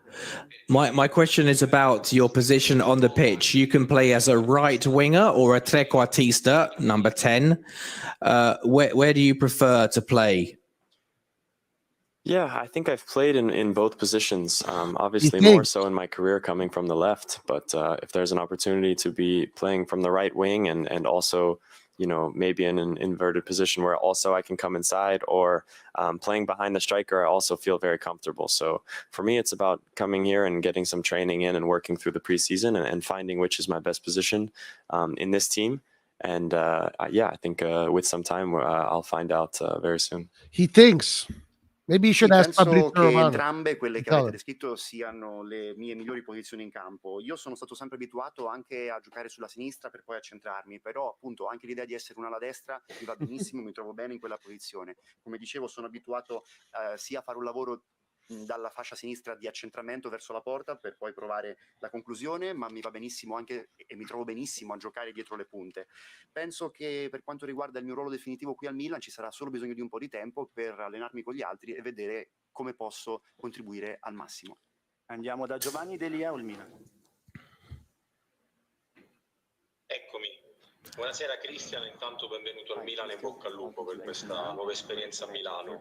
Tu compirai 25 anni. You will be 25 in September. You're very young. That will be the first derby that weekend, the first derby of the season. Have you thought about a special birthday present against Inter? What? My birthday is the Inter game. Perfect. Well, I think obviously you already know what would be the best gift for me is a big derby win. Scoring a goal, of course, is the main thing. That's the first time I'm hearing that, so that's going to be an exciting birthday for me for sure. Oh wow, yeah. This guy is Cristian so ha chiesto, soft-spoken. davvero il giorno del mio compleanno coincide col derby contro l'Inter? Non lo So sapevo bene, soft. adesso che lo so posso solo rispondere in un modo, ovvero il miglior regalo sarebbe vincere quella partita, magari fare un gol e non lo sapevo davvero. Guys, sono rimasto compare this stupito, dude ma to Gattuso. mi fa piacere. Andiamo da Martin Sartori. Remember Gattuso? Ciao Christian, benvenuto How the al fuck Milan. does this guy... Puoi dirci quando ci sono stati i primi contatti con il Milan? Can you tell us when you had your first contact with AC Milan, what made you decide to say yes to joining AC Milan? Yeah, I think the first contacts I was working still with the national team, and as soon as you hear something like this, as I said before, when you hear a club like Milan is interested in you, of course, right away you just want to say yes. But I obviously had some talks. I had some chats with the mister, and then also some of my teammates, my former teammates who now play in Milan. And everything just really fit. And I after a few days, a few weeks, I was very sure about my decision, and I'm still very happy with it. Allora, i primi contatti sono arrivati quando io ero ancora impegnato con la nazionale. That's what I think when this guy talks. Quando senti che una squadra come il Milan Twinkle, twinkle, vorrei dire star. sì fin da subito. Poi però c'è stato bisogno di un po' di confronto sia con il mister che con i miei ex compagni di squadra al Chelsea, però sono passati pochi giorni, poche settimane, da lì tutto si è allineato, sembrava tutto fosse a posto e infatti alla fine Reijnders is good. di essere qua. Luca De Capitani, Rai. Fucker. Sentite? Sì. Ciao Christian, una domanda simile a quella che ha fatto il collega. Quest'estate hai avuto diverse offerte. This summer you had various offers. Milan obviously wasn't the only offer, but from every angle for you, Milan was the best offer. In one word, can you tell us why you chose Milan? Should you choose one word to say why you opted for AC Milan? Omar, it's hard not to be a hater for this Milan. One word is always difficult. I'm trying, Omar. I'm trying. For me, I guess you could say historic or legendary, but for me, the biggest reason why I want to come here is because I felt like I was wanted at this club, and I have a big opportunity to play at a massive club. And I'm very excited to have this opportunity and hopefully to reach the best and the highest levels that I've reached as a player in my career. Allora, è sempre difficile trovare quella parola che descrive al meglio. What does that body Pensavo a language tell you? storia, leggenda, però se devo dire la più grande ragione, il più grande motivo per cui ho scelto il Milan è che mi sono sentito voluto, desiderato da un club impressionante, incredibile. E ora che sono qui non posso che essere emozionato e non vedo l'ora di tornare a giocare, ad attestarmi ai migliori livelli della mia carriera. He looks. Andiamo da Stefano Bressi. He looks. He doesn't look confident at all. Looks like a little scared boy. The first thing, you are the player who has made more dribbles than even more than Mbappe in European football. Damn! What? Do you expect to use your dribbling skills to create goals for others? And have you spoken to Milan's American owners who are like yourself from the United States? That's right. Yes, so I think dribbling for sure is one of my biggest strengths, and with this, I hope I can use this to help me in situations to get assists and goals. So I think it can be a big part of this. And yeah, I have spoken to some of the ownership in Milan. Obviously, a lot of American ties, which is very exciting. And there's been a small list, but a few American players before. And yeah, I'm just really excited to be here and be a part of this program. Sì, senz'altro il dribbling è una delle mie caratteristiche di gioco fondamentali e per quanto riguarda i contatti con la proprietà ce ne sono stati, ho avuto modo di parlare anche con loro, è bello avere dei legami col proprio paese d'origine anche qui ed è anche uno dei motivi per cui sono entusiasta e orgoglioso di essere in questa squadra. Andiamo da Carlo Pellegatti.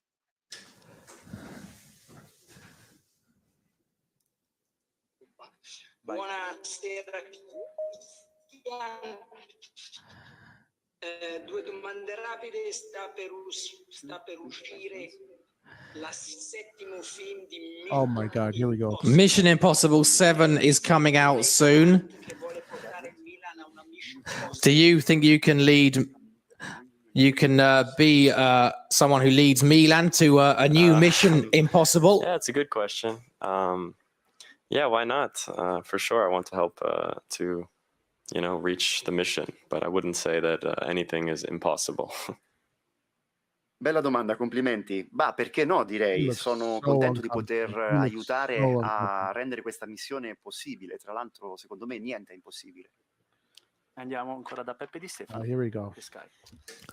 L'ultima domanda è magari un messaggio per i tifosi. Have you got a message for the fans? He is better than Mbappe. Because Milan are a very ambitious club.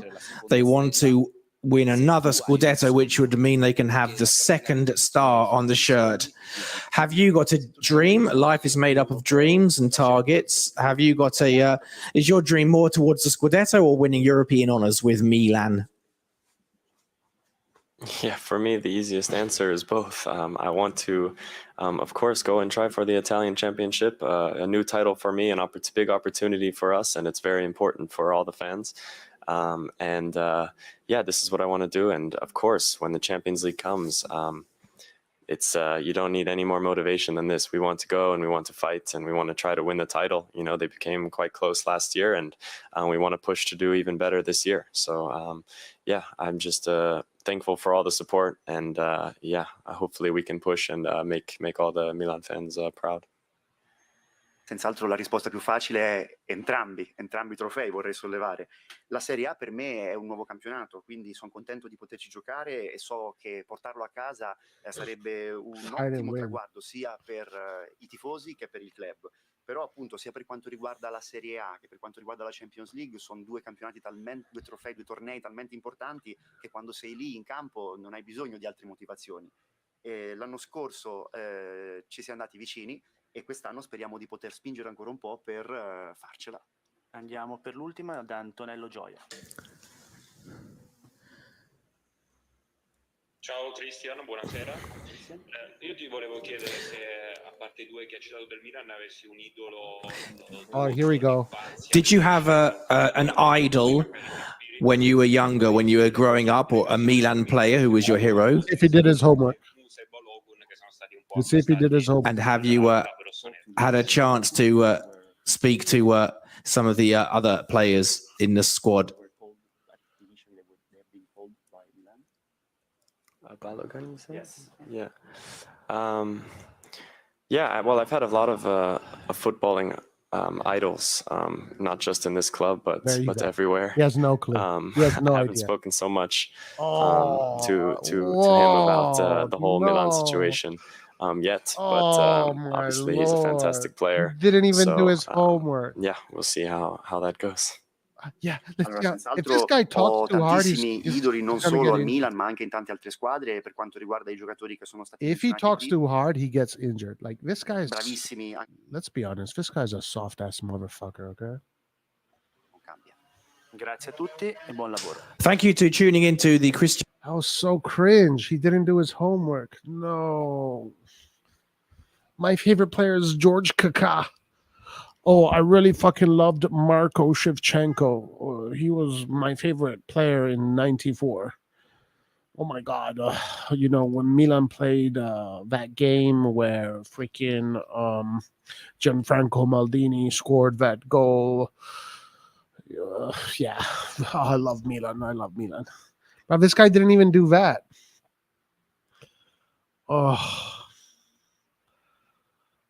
Oh my God. What are we doing? What are we doing?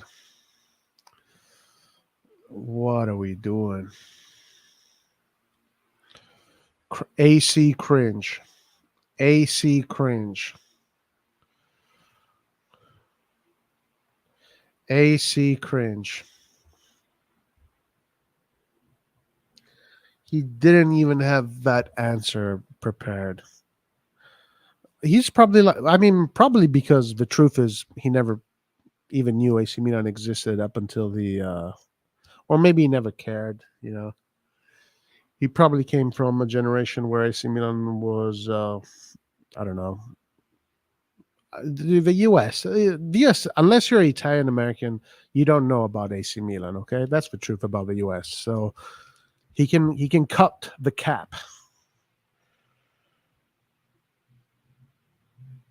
Oh, what a failure, man. He dropped the ball in his press conference interview.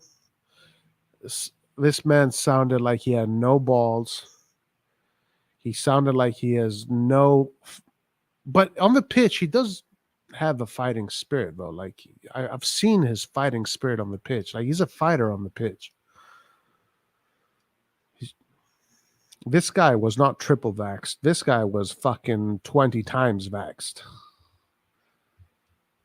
Oh, my Lord. Oh, my Lord. What have we done? Soccer has come to take over the world. Freedom has taken over.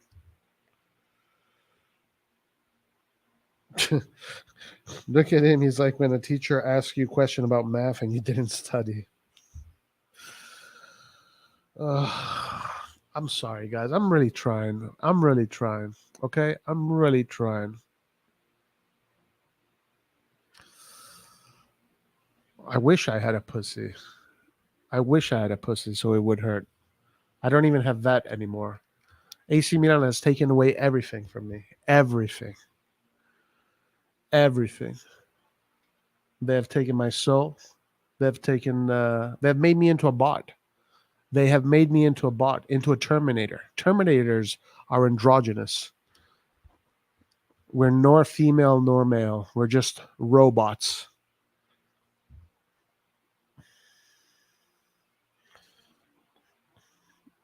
You probably voted for Biden 5 times.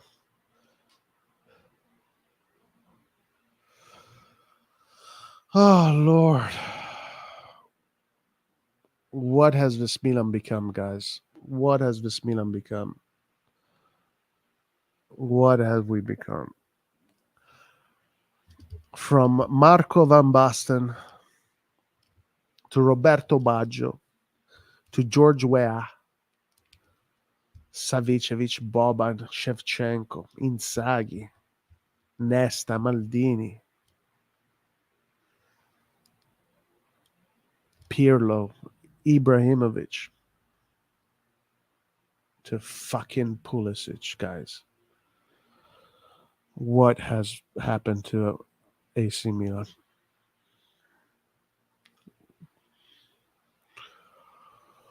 Lord,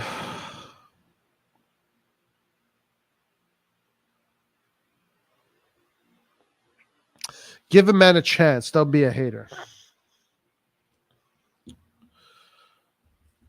All right, we'll give him a chance. I'm sure we'll give him many chances.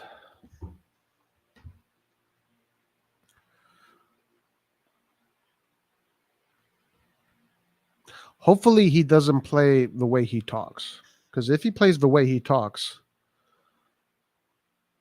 this guy will be fucking gone literally tomorrow.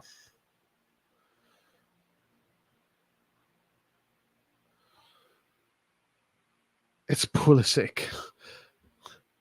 Roy, you have to support Pulisic. Now he's a Milan player.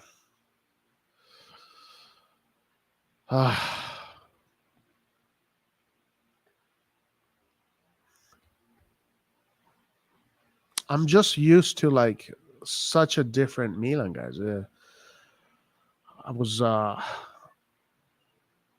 I'm just used to something else. And the more time goes forward, the further away we go from the AC Milan that all of us used to know. Freedom has taken over. Freedom is here to stay. Listen, guys, from now on, we all have to speak soft, and we have to speak like we have no confidence, and like we don't want to be too loud because we don't want to wake up the neighbor. We have to speak like this because, and yeah, I'm a Moneyball signing. Oh, my Lord.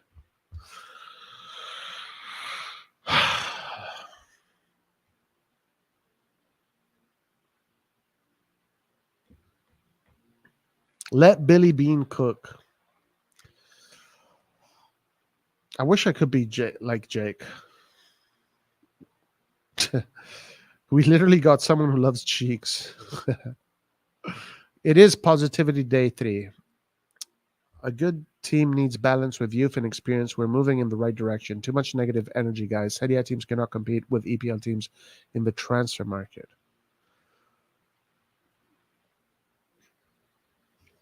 Listen, I just Zion Train, Jake Thompson, and everybody else, make sure you prepare your Pioli out scripts because you're going to need them really soon.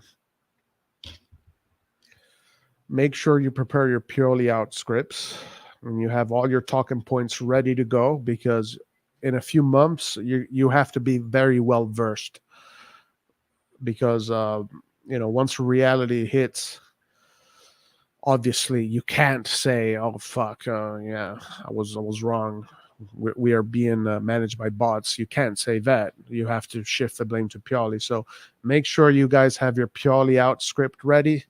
Your talking point 1, your talking point 2, your talking point 3. Make sure you're ready to know which coach you want next. So start preparing that, guys. Do those things in advance. So when the time comes and we have these conversations, you guys will be super prepared. You see, I do care. I care. I'm being nice.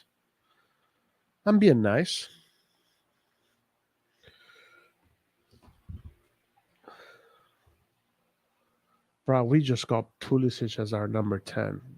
Lord have mercy, guys. We just got Pulisic as our number 10. Our number 10 is Pulisic. This guy didn't even know who played for Milan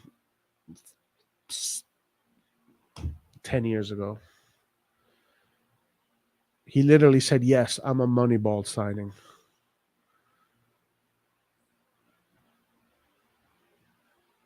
I hope this guy has personality, man. I hope he has personality.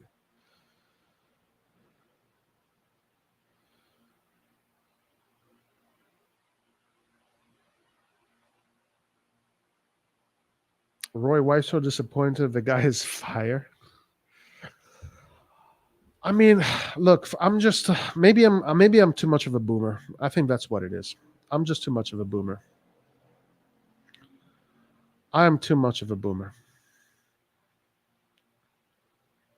That's the problem, guys. I'm a boomer. Call me a boomer.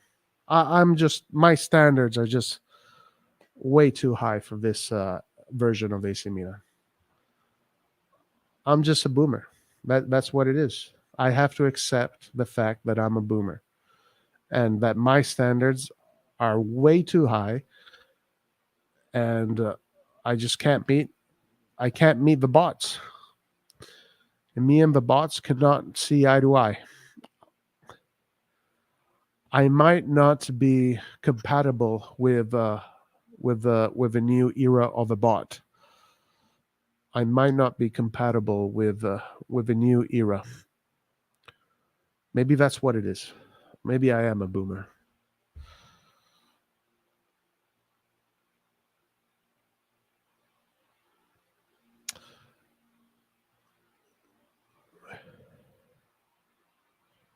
Roy, you grew up with the Berlusconi era, it seems, so that means you'll never be satisfied because nothing comes close to those days. Well, I would be satisfied just knowing that whoever is running the club has ambition. And I'm not saying that you have to achieve what Berlusconi achieved, but at least have ambition to try and be the best. Because that's what I care about. Those are my standards. My standards are you compete to be the best. Like AC Milan right now is competing in order for Redbird Capital to make money. Like right now, our existence is solely for one purpose: to make Redbird a richer company tomorrow than it is today.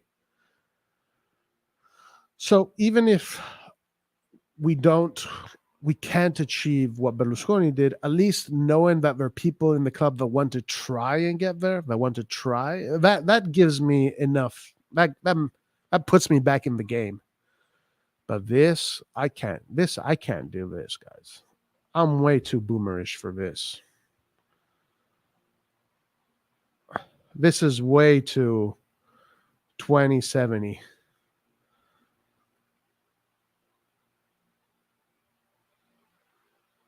This is way too 2070. This is the future. This is corporate America taking over everything now. Jerry has an ambition. He wants to double the price of Milan. Yeah, exactly. But that doesn't mean anything.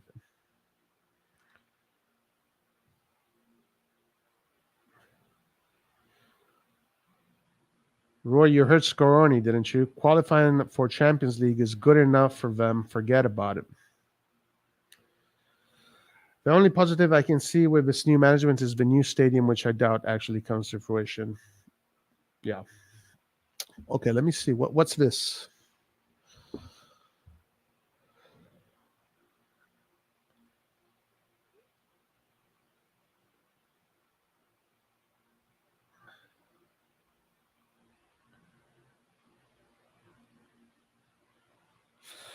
Longo.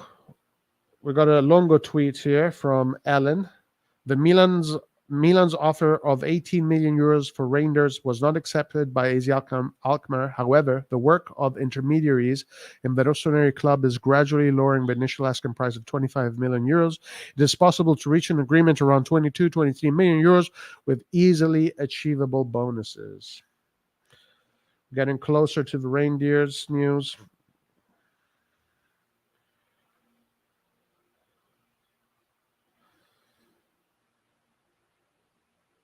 Milan fan since 1988. I've seen great players, and the best Milan team I've seen the worst of Milan. I'm 100% confident in the club's direction and plans.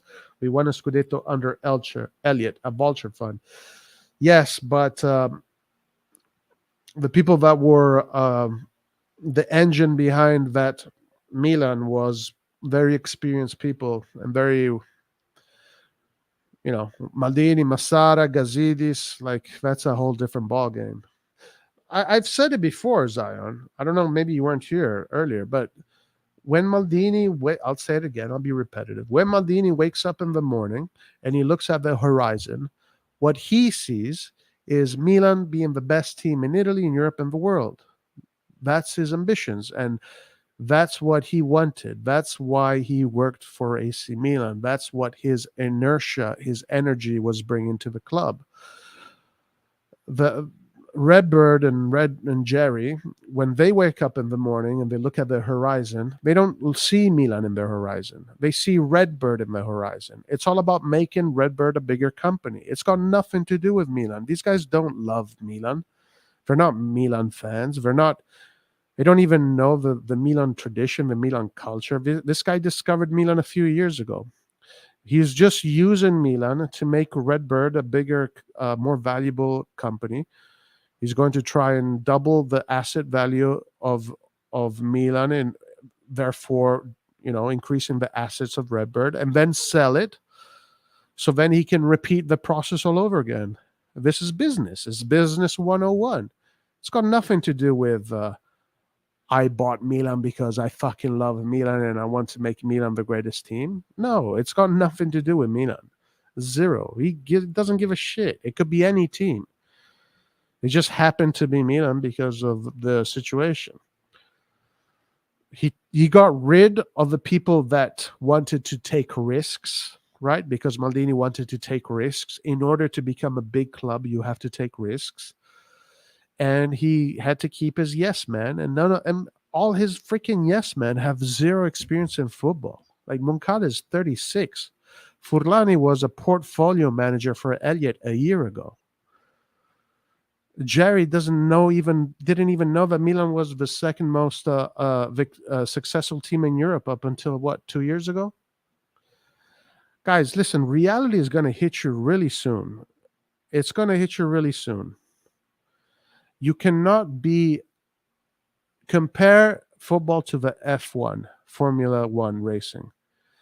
It doesn't matter how good your car looks.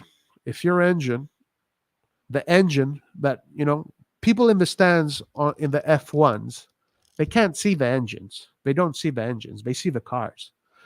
They see the beautiful cars, the nice colors, red, black, and orange, and the sponsors, the numbers, but they don't see the engines because the engines are inside the car.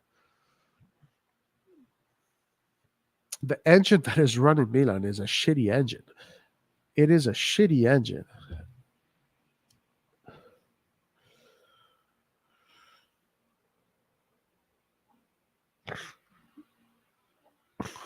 I mean, listen, if I'm wrong, guys, then I'm wrong, and I'll say, hey guys, I'm sorry. I got this completely wrong. I guess Jerry is even better than Berlusconi. I guess not giving a shit about winning trophies is how you win trophies. I guess that's how you do it. I mean, the man literally said that he has no intention to build a winning team. He literally said it's about cash flow. That's what it's all about, cash flow. It's all about Redbird. It's got nothing to do with Milan. When he comes and talks about Milan, it's just to make the fans happy, and there's too many fans that fall for that propaganda shit.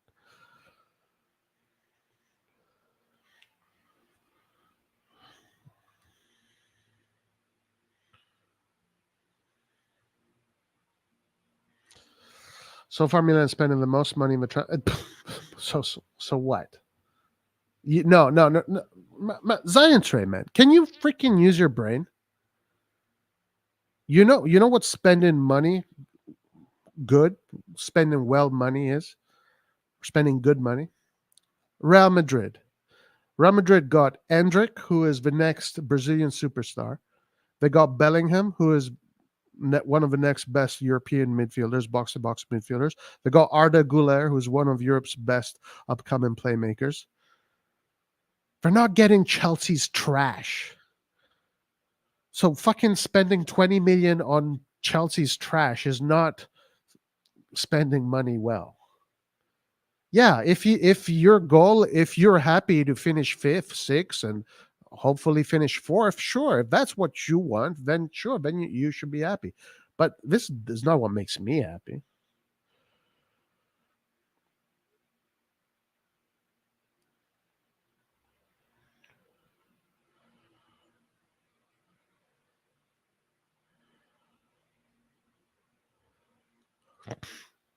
Yeah, but so Jake,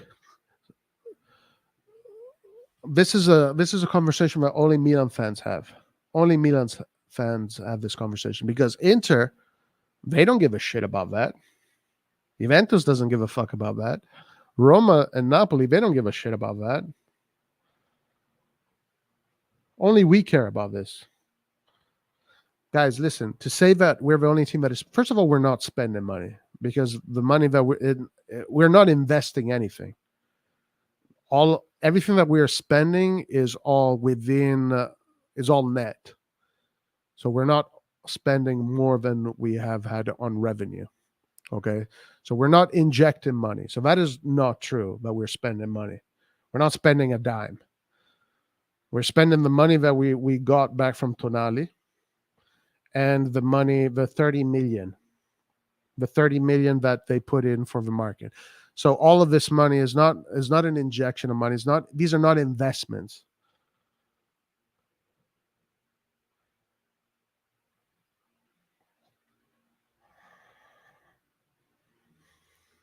Yeah, Zion Train, sure. But yeah, guys, you guys can say this all.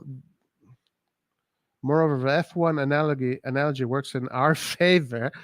What? Because the engine of a team is the players and coach, not the man.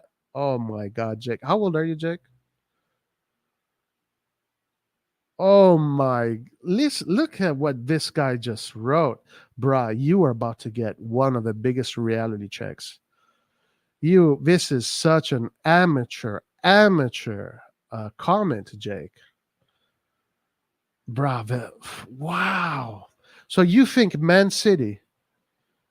Oh my God. So oh my. All right. So take Berlusconi away from Milan, and Milan was still going to do what they did, huh? Jake. Bruh. Do you work for Jerry? Jake, you're about to get a crazy ass reality check. I'm just telling you guys, Jake, Zion, and everybody here that is so convinced that bruh, you don't understand it at all. You don't get it at all, Jake. Mamma mia, ragazzi. Mamma mia. This is exactly what I'm saying. That there are too many fans only look at the outside of the car. They don't look at the inside of the car. A team does not start from the players. A team starts first from the ownership, the infrastructural management. The last thing are the players and the coach. That's the last thing. Jake, you're about to get such a reality check. You have no idea the kind of reality check you're about to get, my man. So I'm just telling you guys. This is because I respect you guys. I love you guys. You guys are here all the time, blah, blah, blah. Prepare your purely out scripts. Because I know that you guys will never admit that this management just does not have what it takes to make Milan a super competitive team. So I know you guys will never admit it. So prepare your purely out scripts because you will need them in 3 months, 3 or 4 months. You will need those scripts. Jake, there's no point. There's no point of me trying to explain. I've explained it already. But for you, for some reason, you think that the ownership and the management, they don't mean anything. No, honestly, the reason why clubs are successful, it all starts from the head. The head is the ownership. It is the ambitions of the ownerships that dictate how a club will do. It's been always the case. There is no clubs in the world where that has not been the case. A club can be only as ambitious as how much ever the owner is going to put into it. Like, you do not understand, Jake, that Jerry Cardinale, this is about Redbird. It's got nothing to do with Milan. You really think that it's just the players and the coach? Bruh, you're about to get a crazy reality check. You guys are about to get a crazy, crazy reality check. You guys got way too triggered by Maldini just because he got one market wrong. And now you think that Maldini is the witch, and we burnt the witch. Now everybody in the village is safe. But you guys are about to get a crazy, crazy, crazy reality check.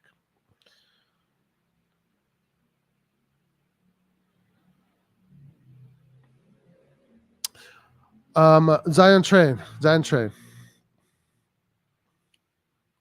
Inter in the past 4 years has won 5 trophies, almost won a Champions League, and they will keep on being competitive. They spent 50 million on Barella. They spent lots of money.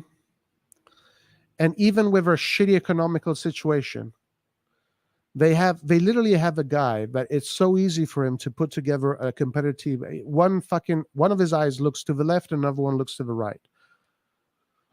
That's how easy it is for Marotta to put together a competitive team. This story that we are, oh my God, we're good in the banks, only serves Redbird. It does not serve us.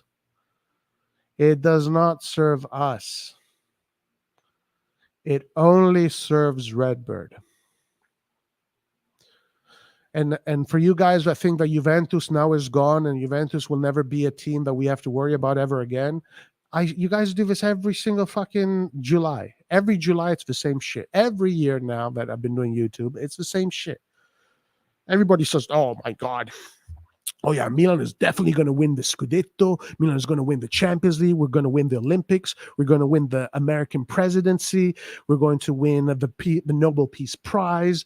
We're going to win everything, man. We're going to win everything, bro, because this is Milan. This is Milan, and it doesn't matter who owns us. It doesn't matter who the managers are. It doesn't matter. No, the only thing that matters is that this is Milan. Every July, I see this shit. Every single July. And Napoli is going to do this, and they're going to suck. Roma is going to do this. They're going to suck. Juve is going to do this. They're going to suck. Bro, this is amateur hour Sunday afternoon park. Bro, this management has no chance against the Juventus management, against the Inter management, against the Napoli management. Look at De Laurentiis. That motherfucker he's crazy. That motherfucker is crazy. You think that guy is going to lose to Jerry? Jerry, who doesn't even know what the fuck football is? The thing about some of you guys is that you think that football is just played on the pitch and everything that happens outside doesn't matter. Thing is that I don't know if you've worked in football, but I have worked in football, and I know that for a fact that everything starts from the higher ups, and then the last thing is the players and the coach. That's the last people they hire is the coach. The coach is the last person they hire.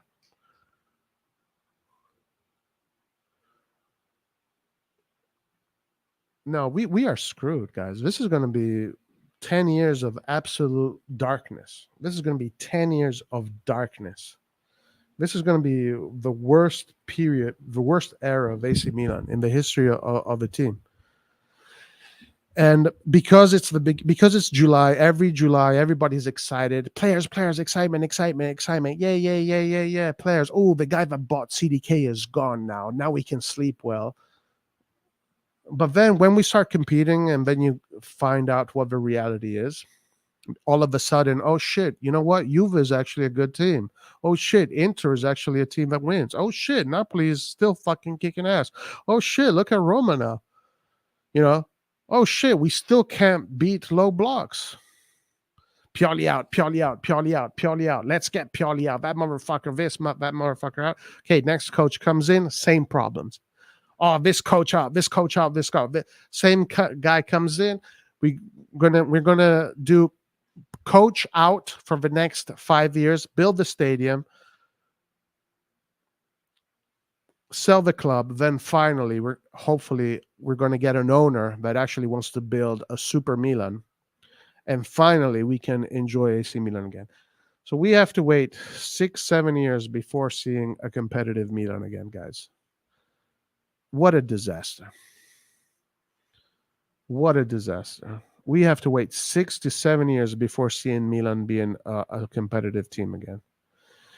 It's like for fucking, like we won in 2011. We had to wait 11 years. Now we're going to have to do the same shit again. Same shit again. Every 11 years we win a trophy. Until we get another owner that has balls and has charisma and actually gives a shit about football, and where he actually cares more about the team than corporate America, then finally we'll be cooking. But now it's going to be just a in and out, a revolving door of players that are 20 million here, 20 million there, 20 million here. Some of these players are going to be good. Some of them are going to be bad. Players that reach a certain level, we won't be able to keep them anymore. Every year we're going to be selling a big player.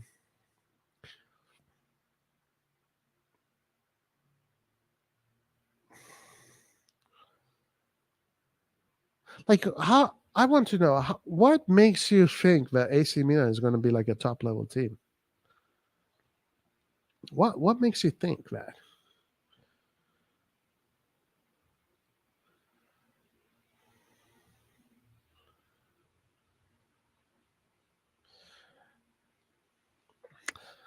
Milan have purchased Sports City Life Company with a public deed dated the 8th of June. Milan took over 90% of the legal vehicle used by Cassiano and partners for the sport. Yeah, so this is good. That means we're going to build the stadium. We're going to build the stadium. That's good. Under Lee Yong-gong, Milan spent 200 million on players using high-interest loans they could not pay. What did we achieve under Lee Yong-gong ownership? Well, no, nothing. We didn't achieve anything. But at least with Lee Yong-gong, his intention was to try and build a winning team.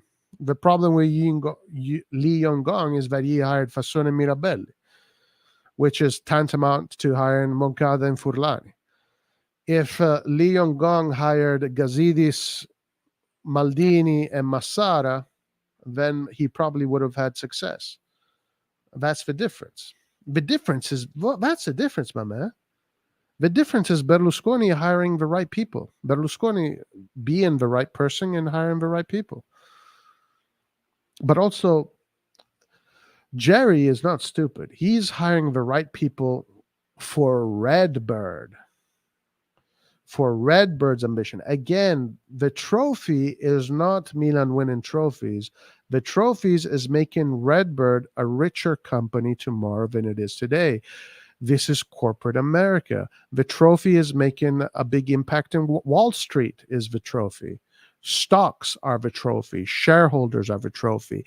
Buying, making money, selling, and then reinvesting that money and always growing that way. This is business 101, my man. Zantran, you know this. You know this better than anybody here, probably. You know this better than anybody. You buy something, you try and fix it up, you sell it for a profit, and then with that money, you buy something which is a little bit more expensive, fix it up, profit, and that's how you grow. This is what it's all about. That is what it's all about. Berlusconi almost fucking went, well, he didn't go broke, but Berlusconi, like, Berlusconi lost a lot of money trying to make Milan what it is. Berlusconi lost a lot of money. Berlusconi didn't make any profits.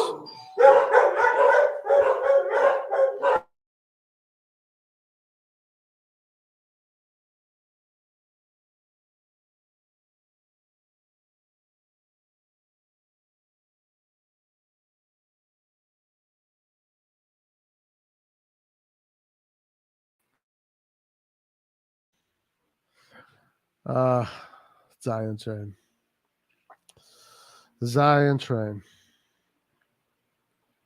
Modino only works well with scraps. When you give him a good budget, he gets CDK. Lee did everything to make Milan great, but chose the wrong people to run the club and ended up broke. Yeah, very true.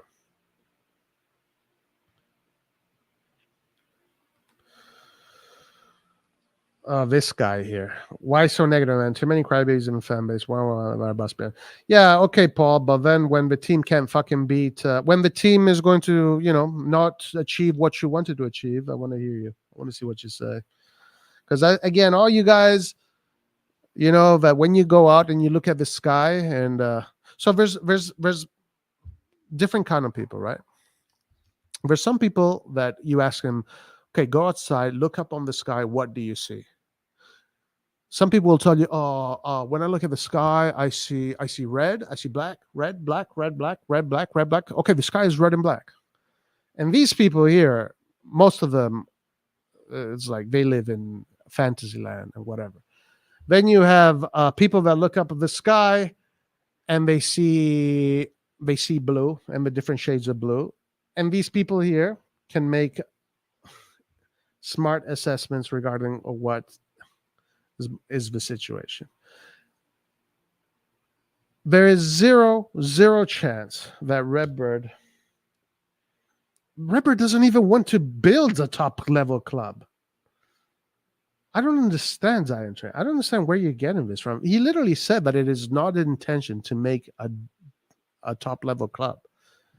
He said it's all about cash flow. It's all about keeping the books, my man. Balancing the books has got nothing to do with me and you, Zion Train. It's all about Redbird. Increasing the revenues. Why the fuck did we have to sell Tonali? Why didn't we keep Tonali and get Loftus-Cheek and get Pulisic and the other guy? Mike, you guys need to wake up. You Jerry bots need to wake up. You guys need to wake up.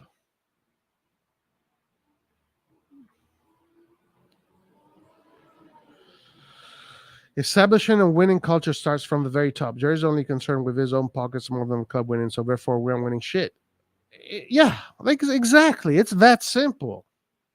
It is that simple. Roy, you seem a tinfoil hat kind of guy. Just comply. No, I don't comply. Lee Young spent money he didn't have and put the club in necessary debt.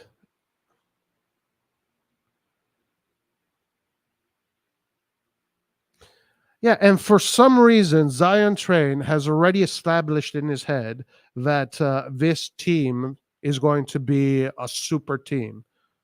For some reason, Zion Train has already established it in his mind, only because Zion Train fucking hates Maldini and he got fired. For some reason, he thinks that Furlani, Moncada, and Jerry Cardinale, these experts of football, are going to build a super team, and he has already established. And we saw it with Manchester United, what a shitty ownership is, what an ownership without the... Manchester United is a perfect example. Manchester United is the perfect example. Their market was way better than any of the markets we will ever have. It didn't mean shit. It didn't mean shit. If your owners are worth nothing, doesn't matter who you buy, doesn't matter who you get. None of this matters. It does not matter. Man City is the team it is because the guys that bought Man City, was their vision. Their vision was to build the best team in the world. That was their vision, and that's why they did it. That's why they achieved it, because that was the vision. Our vision... Shut up. Hey, zitti! Sheva! Sheva! Our vision is to make Redbird capital richer. Like, what? Where are you getting all of this from?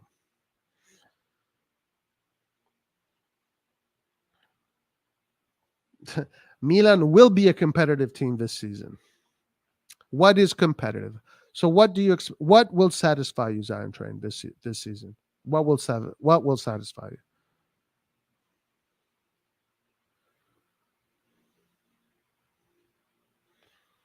What will satisfy? What does competitive mean for you? Because maybe that's where we're not meeting. We're not understanding each other. What does competitive mean for you? Sheva, come here. He's pissed off. Sheva's pissed. There you go. What does competitive mean for you, Zion Train? Please explain. I do not understand anybody that is backing this management. I don't get it. Like, how can you guys not understand this stuff? How do you expect? How are you expect? Milan will check. Oh my God! Get out of it, bro. What the? Milan will challenge for the Scudetto and also be competitive in the UCL. Will also challenge for the Scudetto this season.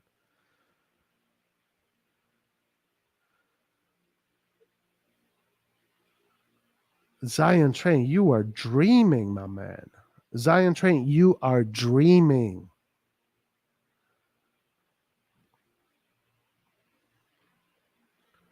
You know who said that it's important to dream? Maldini. Maldini said that you always have to dream, you always have to believe and dream.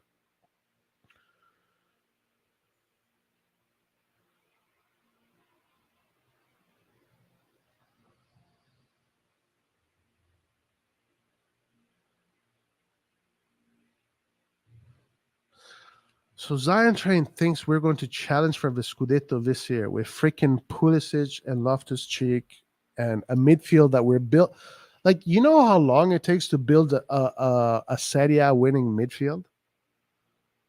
So you think in 2 months we're going to build a Serie A winning midfield with players that were bench players in Chelsea?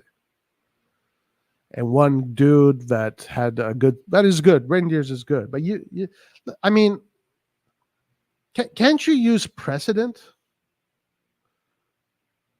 How long did it take Milan to build the 2003 team that won the Champions League and the Scudetto the year after? It took them from 2000 and basically that team. That Sheva! Mamma mia, Sheva, zitto un po'. Sheva! Jesus, Sheva's always pissed off. That team took what? They started building that team in the 99-20 season. That's when they bought Shevchenko, right? And then slowly they added Pirlo, they added Seedorf, they added Nesta, etc. So, and then we got to, it took 4 years, and then, yeah. So, and you think in 2 months we're going to build a Scudetto winning team? Rebuilding the midfield, but getting bench players from Chelsea? My man, guys, let's be realistic here. Napoli took a long time before they could build such a fucking good squad. It didn't happen overnight.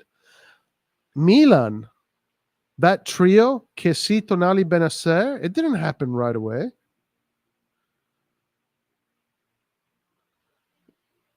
I mean, Tonali's first year was a complete mess. Paul still hates Tonali because of his first year. Kessie, you know, even though the year of winning the Scudetto wasn't his best year, but Kessie was a work in progress. Bennacer, Krunic. Look how long it took for Krunic to become the player he is. Like, shit does not happen overnight, my man. Shit does not happen overnight. It is literally impossible for Milan to win the Scudetto this year. It is impossible.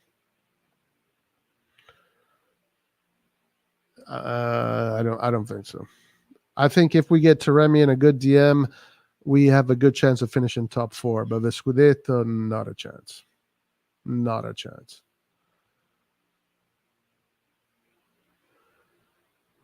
Maybe, listen, I'll give you this, okay? What was your question? What was your question? Sheva is a bigger Milanista than you, Levar. Shame on you.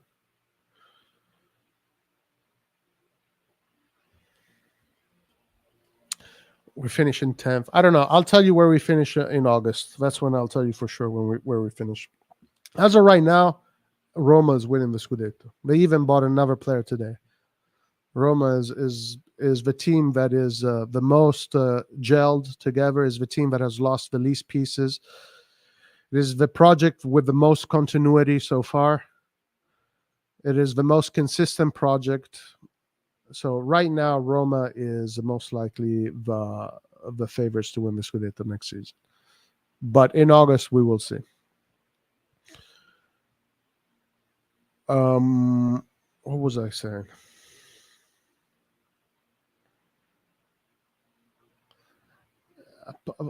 Paul. The thing is that I know what I'm talking about, Paul.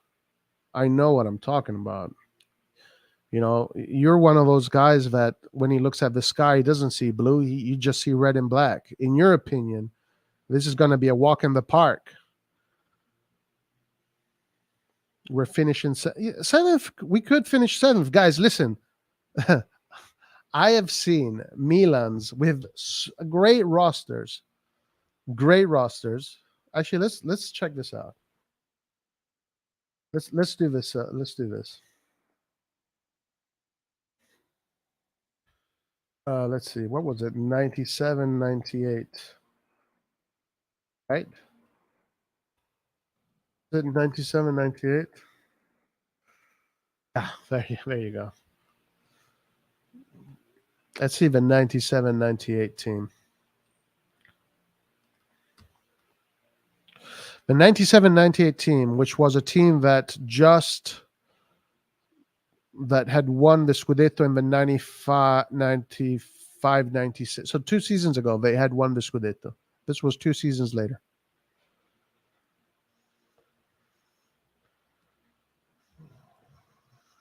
AC Milan 1997, 1998. Serie A 10th. Coppa Italia runners-up. Look at the squad we had. We had Rossi, Maldini, Albertini, Costa Curta, Tesai, Kluivert, Savicevic, Ba, Wea, Andre Cruz, Christian Ziege, Massimo Taibbi. We had De Zerbi. Look at that. Leonardo. We had Donadoni, Padoin. We had Maccarone, Maurizio Gantz, Gianluca Zanetti. I mean, that was a fucking good roster. That roster is better than the roster we have right now. This roster here is better than the roster we had we have right now. And we finished 10th that season. And the coach was Fabio Capello. It was not fucking Pioli.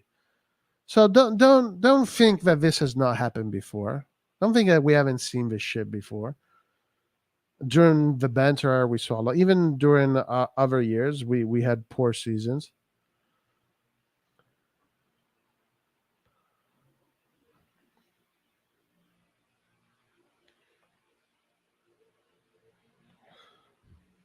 We had Dugarry, Reitzinger, Bjerkwood. As the beginning. Oh, these were players on loan. So we had, that's Ambrosini. We put Ambrosini on loan. We sold Dugarry to Barcelona. We sold Roberto Baggio that year to Bologna. That was the year Franco Baresi retired, Mauro Tassotti retired. And these were the players we got. Kluivert, Ba, Cruz, Ziege. Look at all these players we got. That roster was better than the roster we have today. Okay? Our number 10 was Savicevic. If you think Pulisic is better than Savicevic, then maybe football should not be something that you should be following. We had George Weah, Ballon d'Or player. Kluivert won the Champions League against us. We had Costa Curta. Look at the defense. We had Leonardo World Cup winner. A few years later.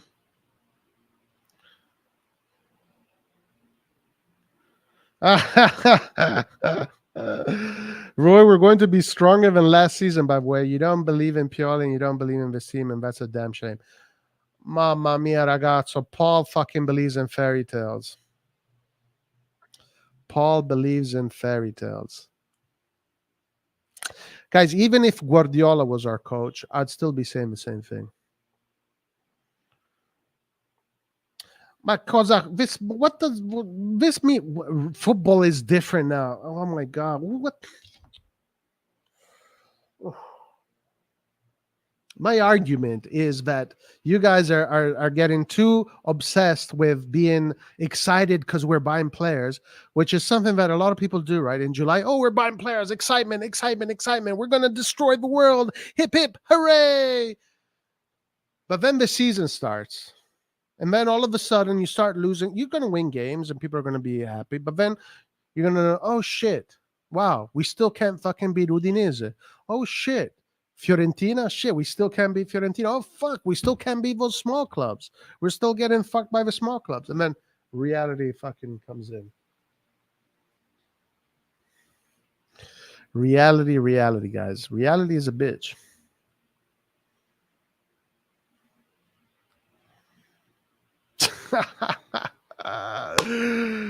We will be stronger than last. Man, you guys are. Oh my God.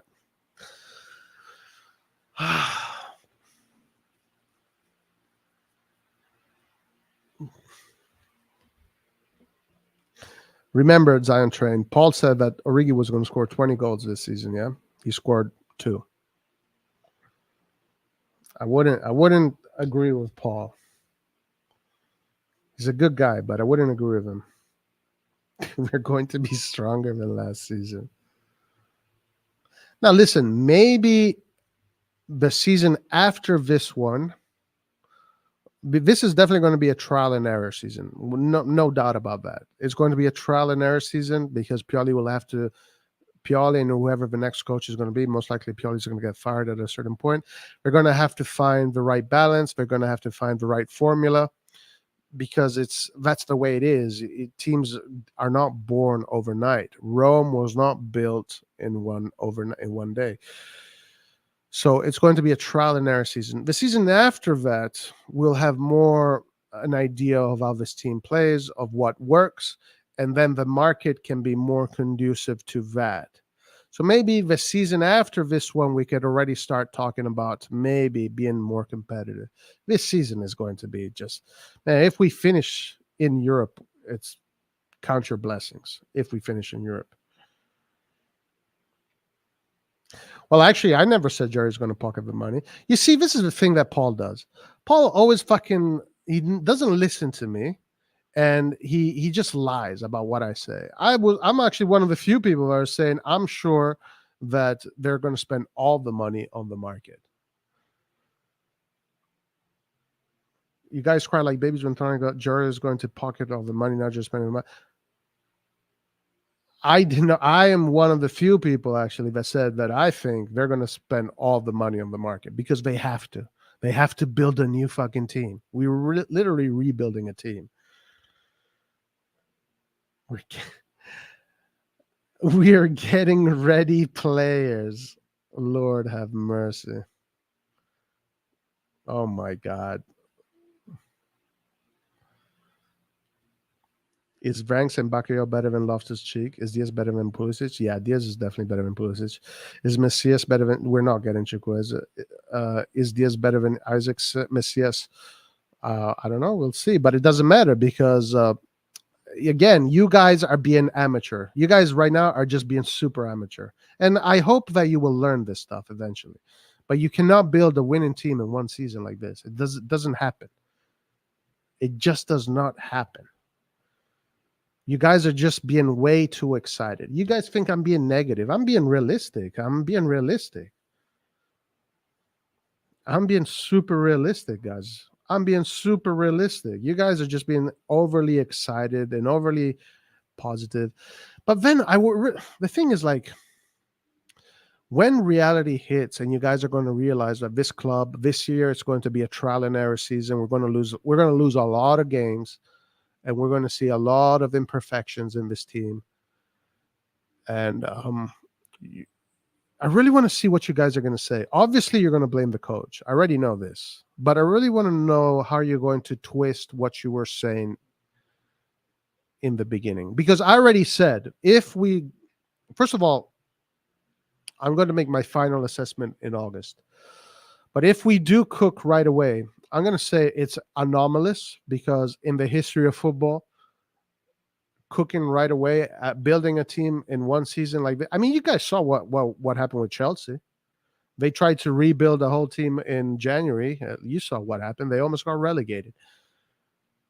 You saw with our players, how long did it take Tonali to fucking cook? Leao to cook? Theo Hernandez to cook? You think, like, come on, guys, please.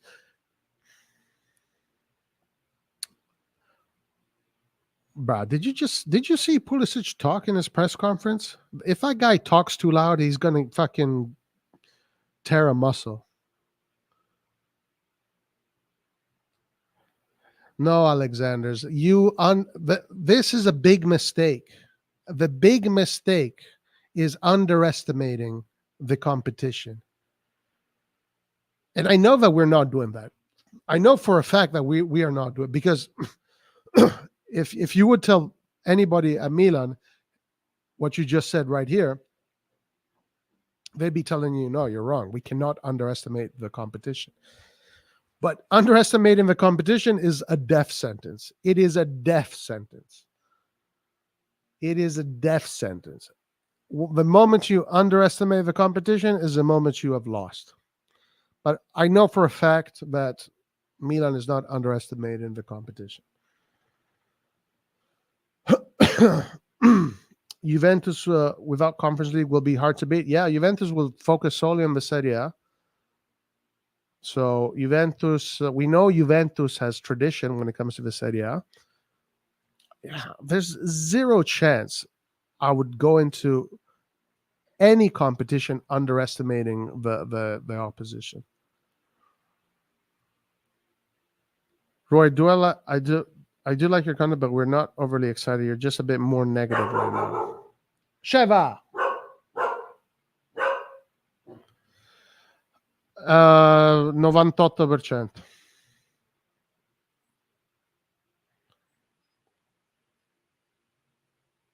Zion, we aren't even going for number 9. That's been our biggest need. This season going to be a surprise. I don't think so. P.S. As much as it burns me to say this, I'm still pissed at Jerry for what he did to Maldini. But as of today, Moncada and Fulani are kicking ass. Oh my God. They're kicking ass. And just because they're buying players, they're kicking ass.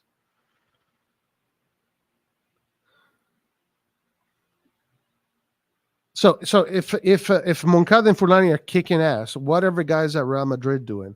Real Madrid in one fucking solar year is about to get Mbappe, Bellingham, Endrick. Man, these guys, Madrid, Endrick, next Neymar, next big Brazilian talent, potential Ballon d'Or. Mbappe, potential Ballon d'Or. Arda Güler, potential Ballon d'Or. Bellingham, Tchouaméni, the two best midfielders. They wanted to get Barella, but they got Bellingham and Tchouaméni. Bro, that's kick ass. What are your guys' standards? What are your standards, guys? This is what I'm saying. I'm just too much of a boomer for you guys. Like, I need to be a little fucking kid and be excited over shit.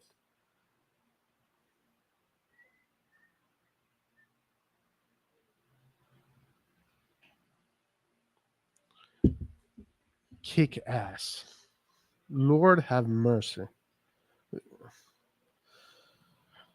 I'm being optimistic about our future. There's no excitement here, but optimism because the club is going. No, it's not going in the right direction. What are you talking about? What the hell are you? Redbird is going in the right direction, not AC Milan. Redbird is going in the right direction. And what the fuck? Who gives a shit about this? Stadium revenue. Players are spot on. Lord have mercy. So you know for a fact some of these players are going to flop, because every single team, every single year, when they do the market, there's always some players that flop. This is just the normality. This is just statistics. It's life. So what are you going to say, Zantran? Are you going to say that Furlani Moncada need to get fired? What are you going to say? Bruh, Paul, use your brain. Of course it's more... oh my God. This is what I'm saying. That in July, like the bots, players, excitement. Yeah, because we have to rebuild the team. Even if Paolo Maldini was here, we'd be buying players because we'd have to rebuild the team. This was going to be a year where we needed to rebuild the team. But 2 seasons ago, when we got Magnan, Tomori, Tonali, Giroud, Messias, Florenzi, that was a good market. Fucking Loftus-Cheek, Pulisic, please, guys, stop the cap. Oh my Lord.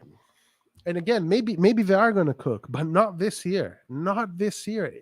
It just does not work like that. So then why don't all teams do that? Why don't all teams just reset every year?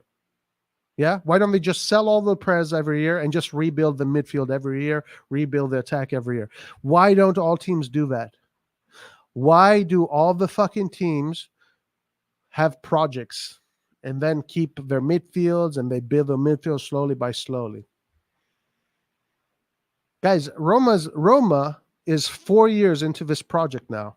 4 seasons with the same core, and they're adding on to the core. They got Ndika, they got Arar, and now they got that kid from Leeds United.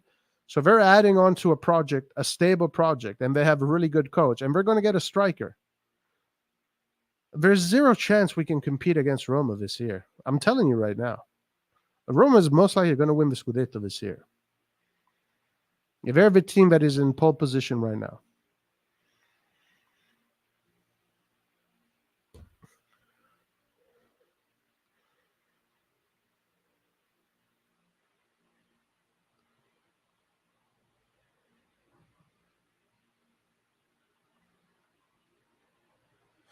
Mid-July, soon, and all we're missing really is another midfielder and a striker and a right winger. But no, we're missing more than that. Man, come on, Paul. At least pay attention to what's happening. We need to get another striker. We need to replace CDK. We need to replace Origi. We need to replace Rebic. We need to replace. We need to get another defensive midfielder. Probably get another defender. We Balotelli is leaving, so we have to get another left back. No, there's a lot of work to be done. This is a total revamp of the team. Now, I'm saying, guys, maybe in 1 year from now, after this whole trial and error process that is going to happen this year, maybe we can start cooking already from next season. But this season, guys, for you guys that think we're going to be challenged for the Scudetto this season, brah.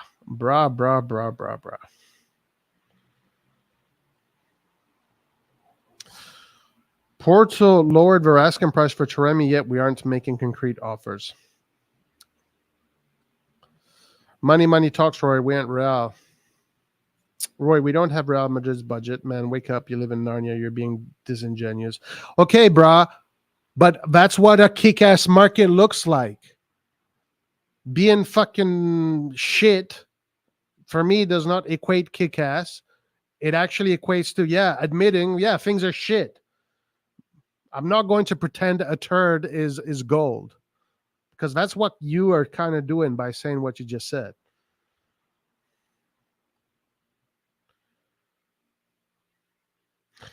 kick king ass in the market equals signing 2 players that combined for 13 starts in the last 4 years for 40 million. Lord have mercy. Reality, we can't spend that money. How will we be stronger than last season with the whole new midfield? It's impossible. Jerry's not Florentino. Jerry doesn't want to be Florentino. Loftus-Cheek and Pulisic is better than Branks and Bakayoko combined and Diaz.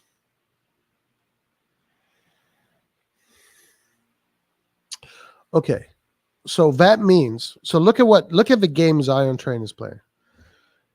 I can agree with you if that's who they're replacing. If Loftus-Cheek has come in to replace Branks and Pulisic has come in to replace,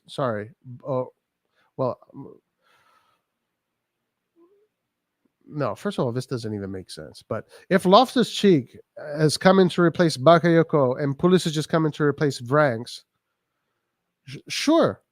But that means that we still need to get the other 3 players that were in front of Branks and Bakayoko, right? That means that we have to replace Benacer, Tonali, and Krunic.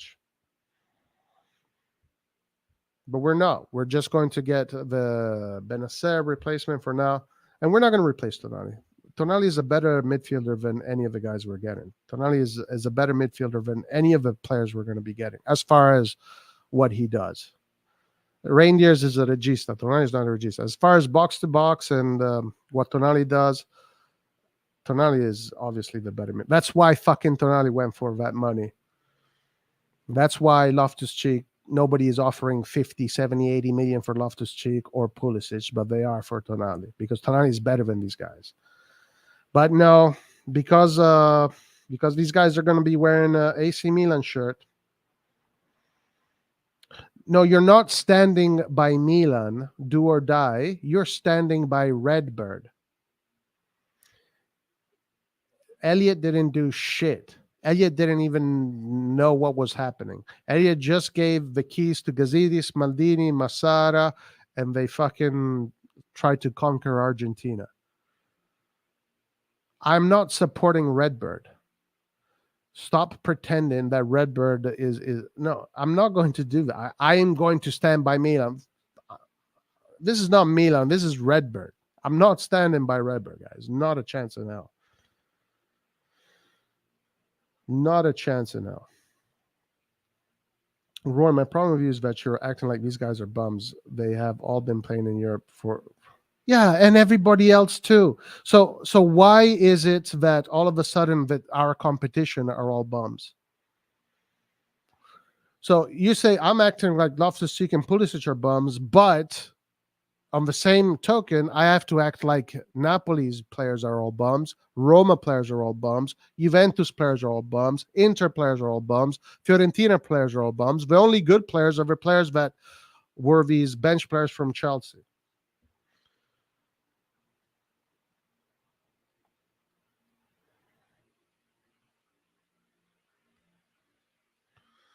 Terry says Pulisic will get better numbers as Brahim.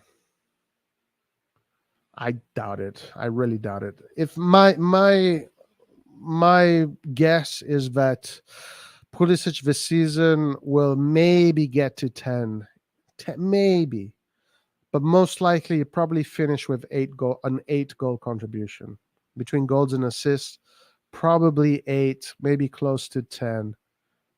But nowhere. I really doubt he can go further than that. Very difficult to see Pulisic go further than that. By the way, guys, I have to fucking watch Italy play against Spain.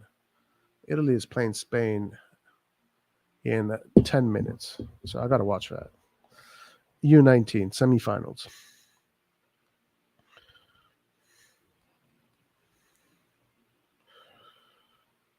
The negative is unreal. But you see the thing about you guys, right? The thing about you guys that you call me, first of all, I'm not being negative, guys. I'm definitely not being negative. I'm being realistic. That you guys are being super optimistic. You already decided that Redbird Capital is the best thing since sliced bread. You have already decided that Loftus Cheek, Pulisic, and all these players that are going to come to Milan are going to be click right away. Milan is going to have the best midfield in Italy right away, best attack in Italy right away. Everything is going to happen right away, and everybody can party right away. It's going to be a party. You guys that have decided all of this already in July, that everything is going to be perfect, you already have your excuse if things don't go well. Yeah, you're going to say Pioli. Yeah, it's all because of Pioli. The management gave him Pulisic. The management gave him Loftus Cheek. The management gave him Reijnders. The management gave him this guy. The management gave him that guy. If we're sucking, it's because of Pioli. Pioli out, Pioli out, Pioli out. And yeah, Pioli will be fired. And then another coach is going to come in, and it's going to be the same shit. Next coach out, next coach out. And then this thing is going to continue for 6 years. We build the stadium, sell the club, and then finally, when we have an owner that wants to win, an owner that wants to build a top-level team, an owner that wants to make Milan fucking great, that's when we will have a fucking great team. That's when we will remember what it's like to be a Milanista again. Right now, we are swimming through a sea full of turds, and we just have to survive. Keep your mouth closed. Don't swallow any turds because it's going to be disgusting. Just swim fast, swim straight, and survive.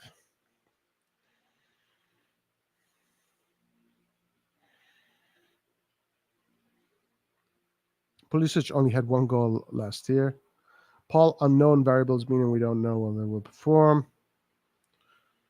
33 million for Brahim. Pulisic's most injury-prone player. Who is that? How's that an upgrade? Yeah, that's the thing. If he continues with these injuries, Pulisic might be in trouble. He might be in trouble. CDK has no position in the team, Roy. What exactly are you replacing? The water boy, Milanello's caretaker? No, bro, you still have to replace him with someone. You can't just leave that position void. You still need... Oh my God! Who am I talking to? So you're saying just because a guy sucked, that means that we just leave that position that he was filling void?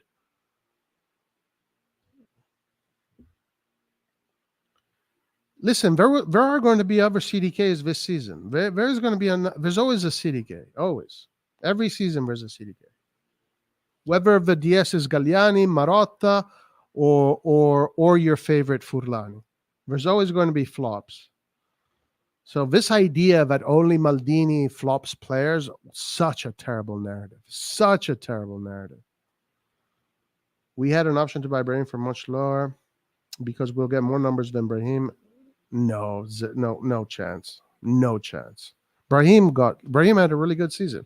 Remember that Brahim in January was the second player after from January onwards, was the second player in the whole of Europe after Kevin De Bruyne with the most assists. In the whole of Europe. He was number 2 after Kevin De Bruyne. After De Bruyne, Brahim Diaz. Yeah, that guy that we all say he sucks and he needed to go. That guy. This season, Pulisic is probably going to do half of what Brahim Diaz did last season. And then maybe the next season he's going to do better.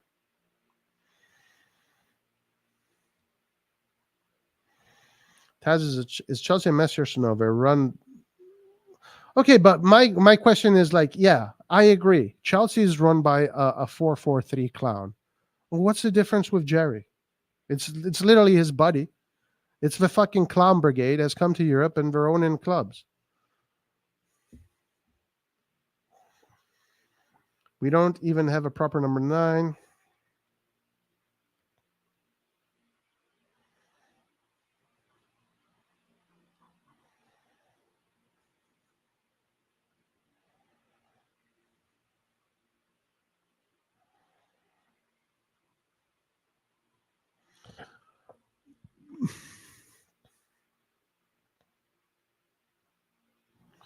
I don't have any excuse, but I hope you have that same energy. If you're first of all, there's almost zero chance that I'm wrong about this. There's almost zero chance.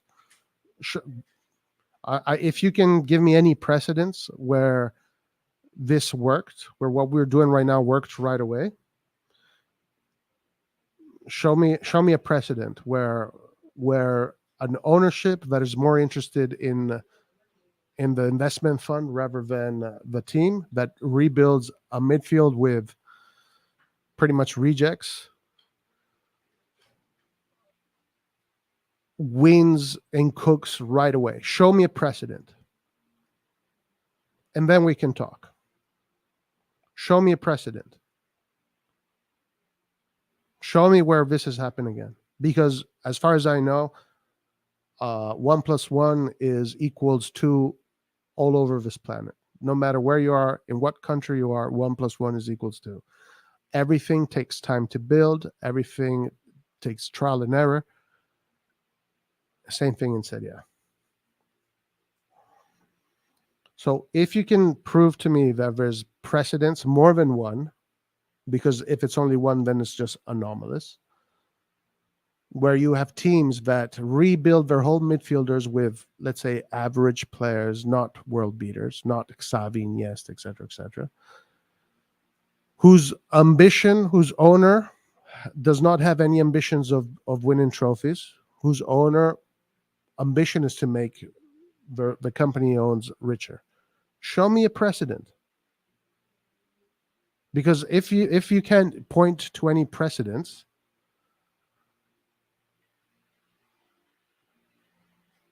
then it's extremely anomalous.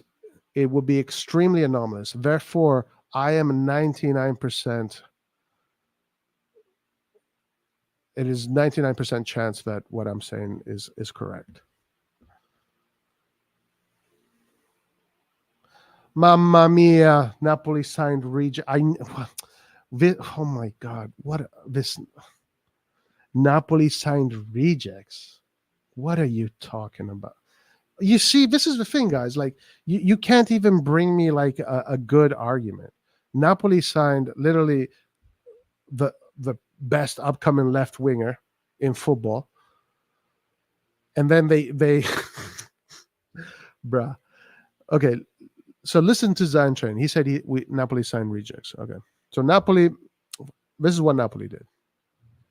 Napoli changed Koulibaly with Kim. Kim was not a reject, first of all. Kim was doing well in Turkey, and he came to Italy, and he did well in Italy, right? Like, Kim is obviously a really good player, and now he's at Bayern. But the defense was exactly the same as last year. They didn't change much in the defense. Actually, they added Kim and they added Oliveira. None of these two players are rejects. None of these two players were rejects in the previous teams they were playing. So already wrong there. Next thing, what did they do? Insigne, his cycle with Napoli ends, so they bring in Kvicha Verasquilla, who is one of the best left wings. This guy, potential Ballon d'Or winner, first year in Serie A, MVP. This guy is a fucking chef of chefs on the left wing. He did in one season what Leao took 3 seasons to do. So that's not a reject. So I don't know where you got that from. Second, they changed Petagna with Simeone. How the fuck do you say that's a reject move? That's actually very smart. They exchanged Petagna with Simeone. Mertens was at the end of his career, and they exchanged Mertens with Raspadori. And essentially, the starting 11 was the exact same starting 11 as the year before, minus Insigne and Koulibaly. So it was literally the same team plus Kvicha Verasquilla and Koulibaly, and the other players just were coming from the bench. It was a luxury for Napoli to have Raspadori, Simeone, Oliveira, and Ndombele also coming from the bench. So the Napoli example is terrible. It is a terrible example. It is a terrible example. Was Real Madrid going for Kvaratskhelia? Was Anguissa a player? Well, bruh, Anguissa, first of all, second year, not the first year. He didn't become a starter the first year, become a starter the second year. That midfield, Zielinski, Lobotka, Anguissa, took a few years to become that good. It didn't happen in 2 months. You need to step up your game, bro.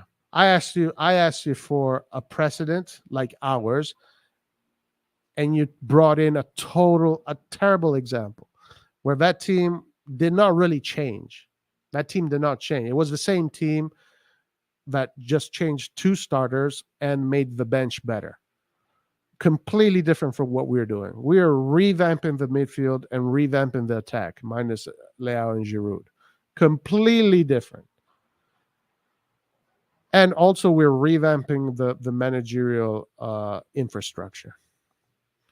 Completely different. And also Napoli has a president that doesn't give a shit about using Napoli to make money. He's actually wasting his money. So I asked you for a precedent, and you brought me a terrible example.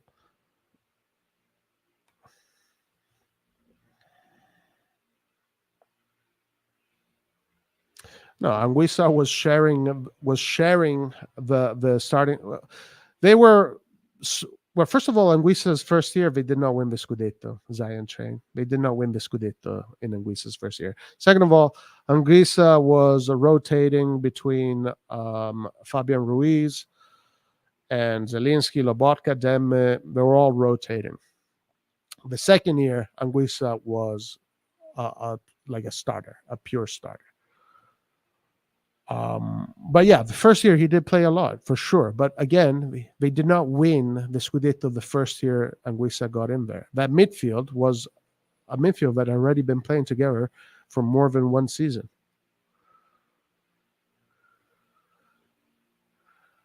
But anyway, I asked you for a precedent, and you gave me Napoli, and that's a terrible example.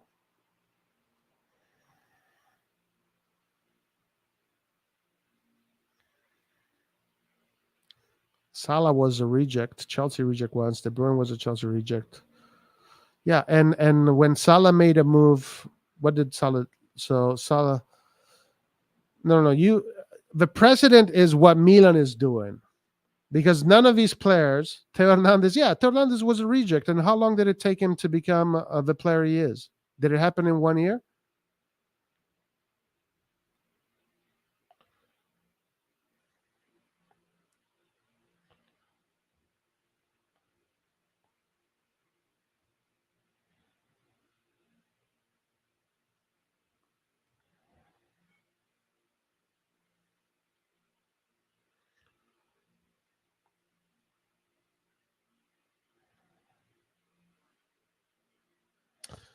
True, Mario. Very true. 3 years ago, we had a great team, and we should have built on that team. That team has completely been dissipated.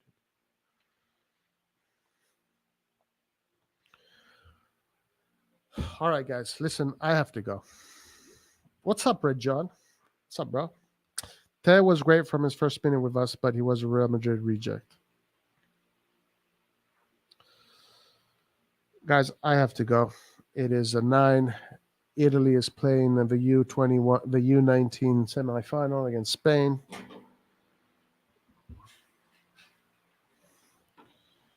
It's time.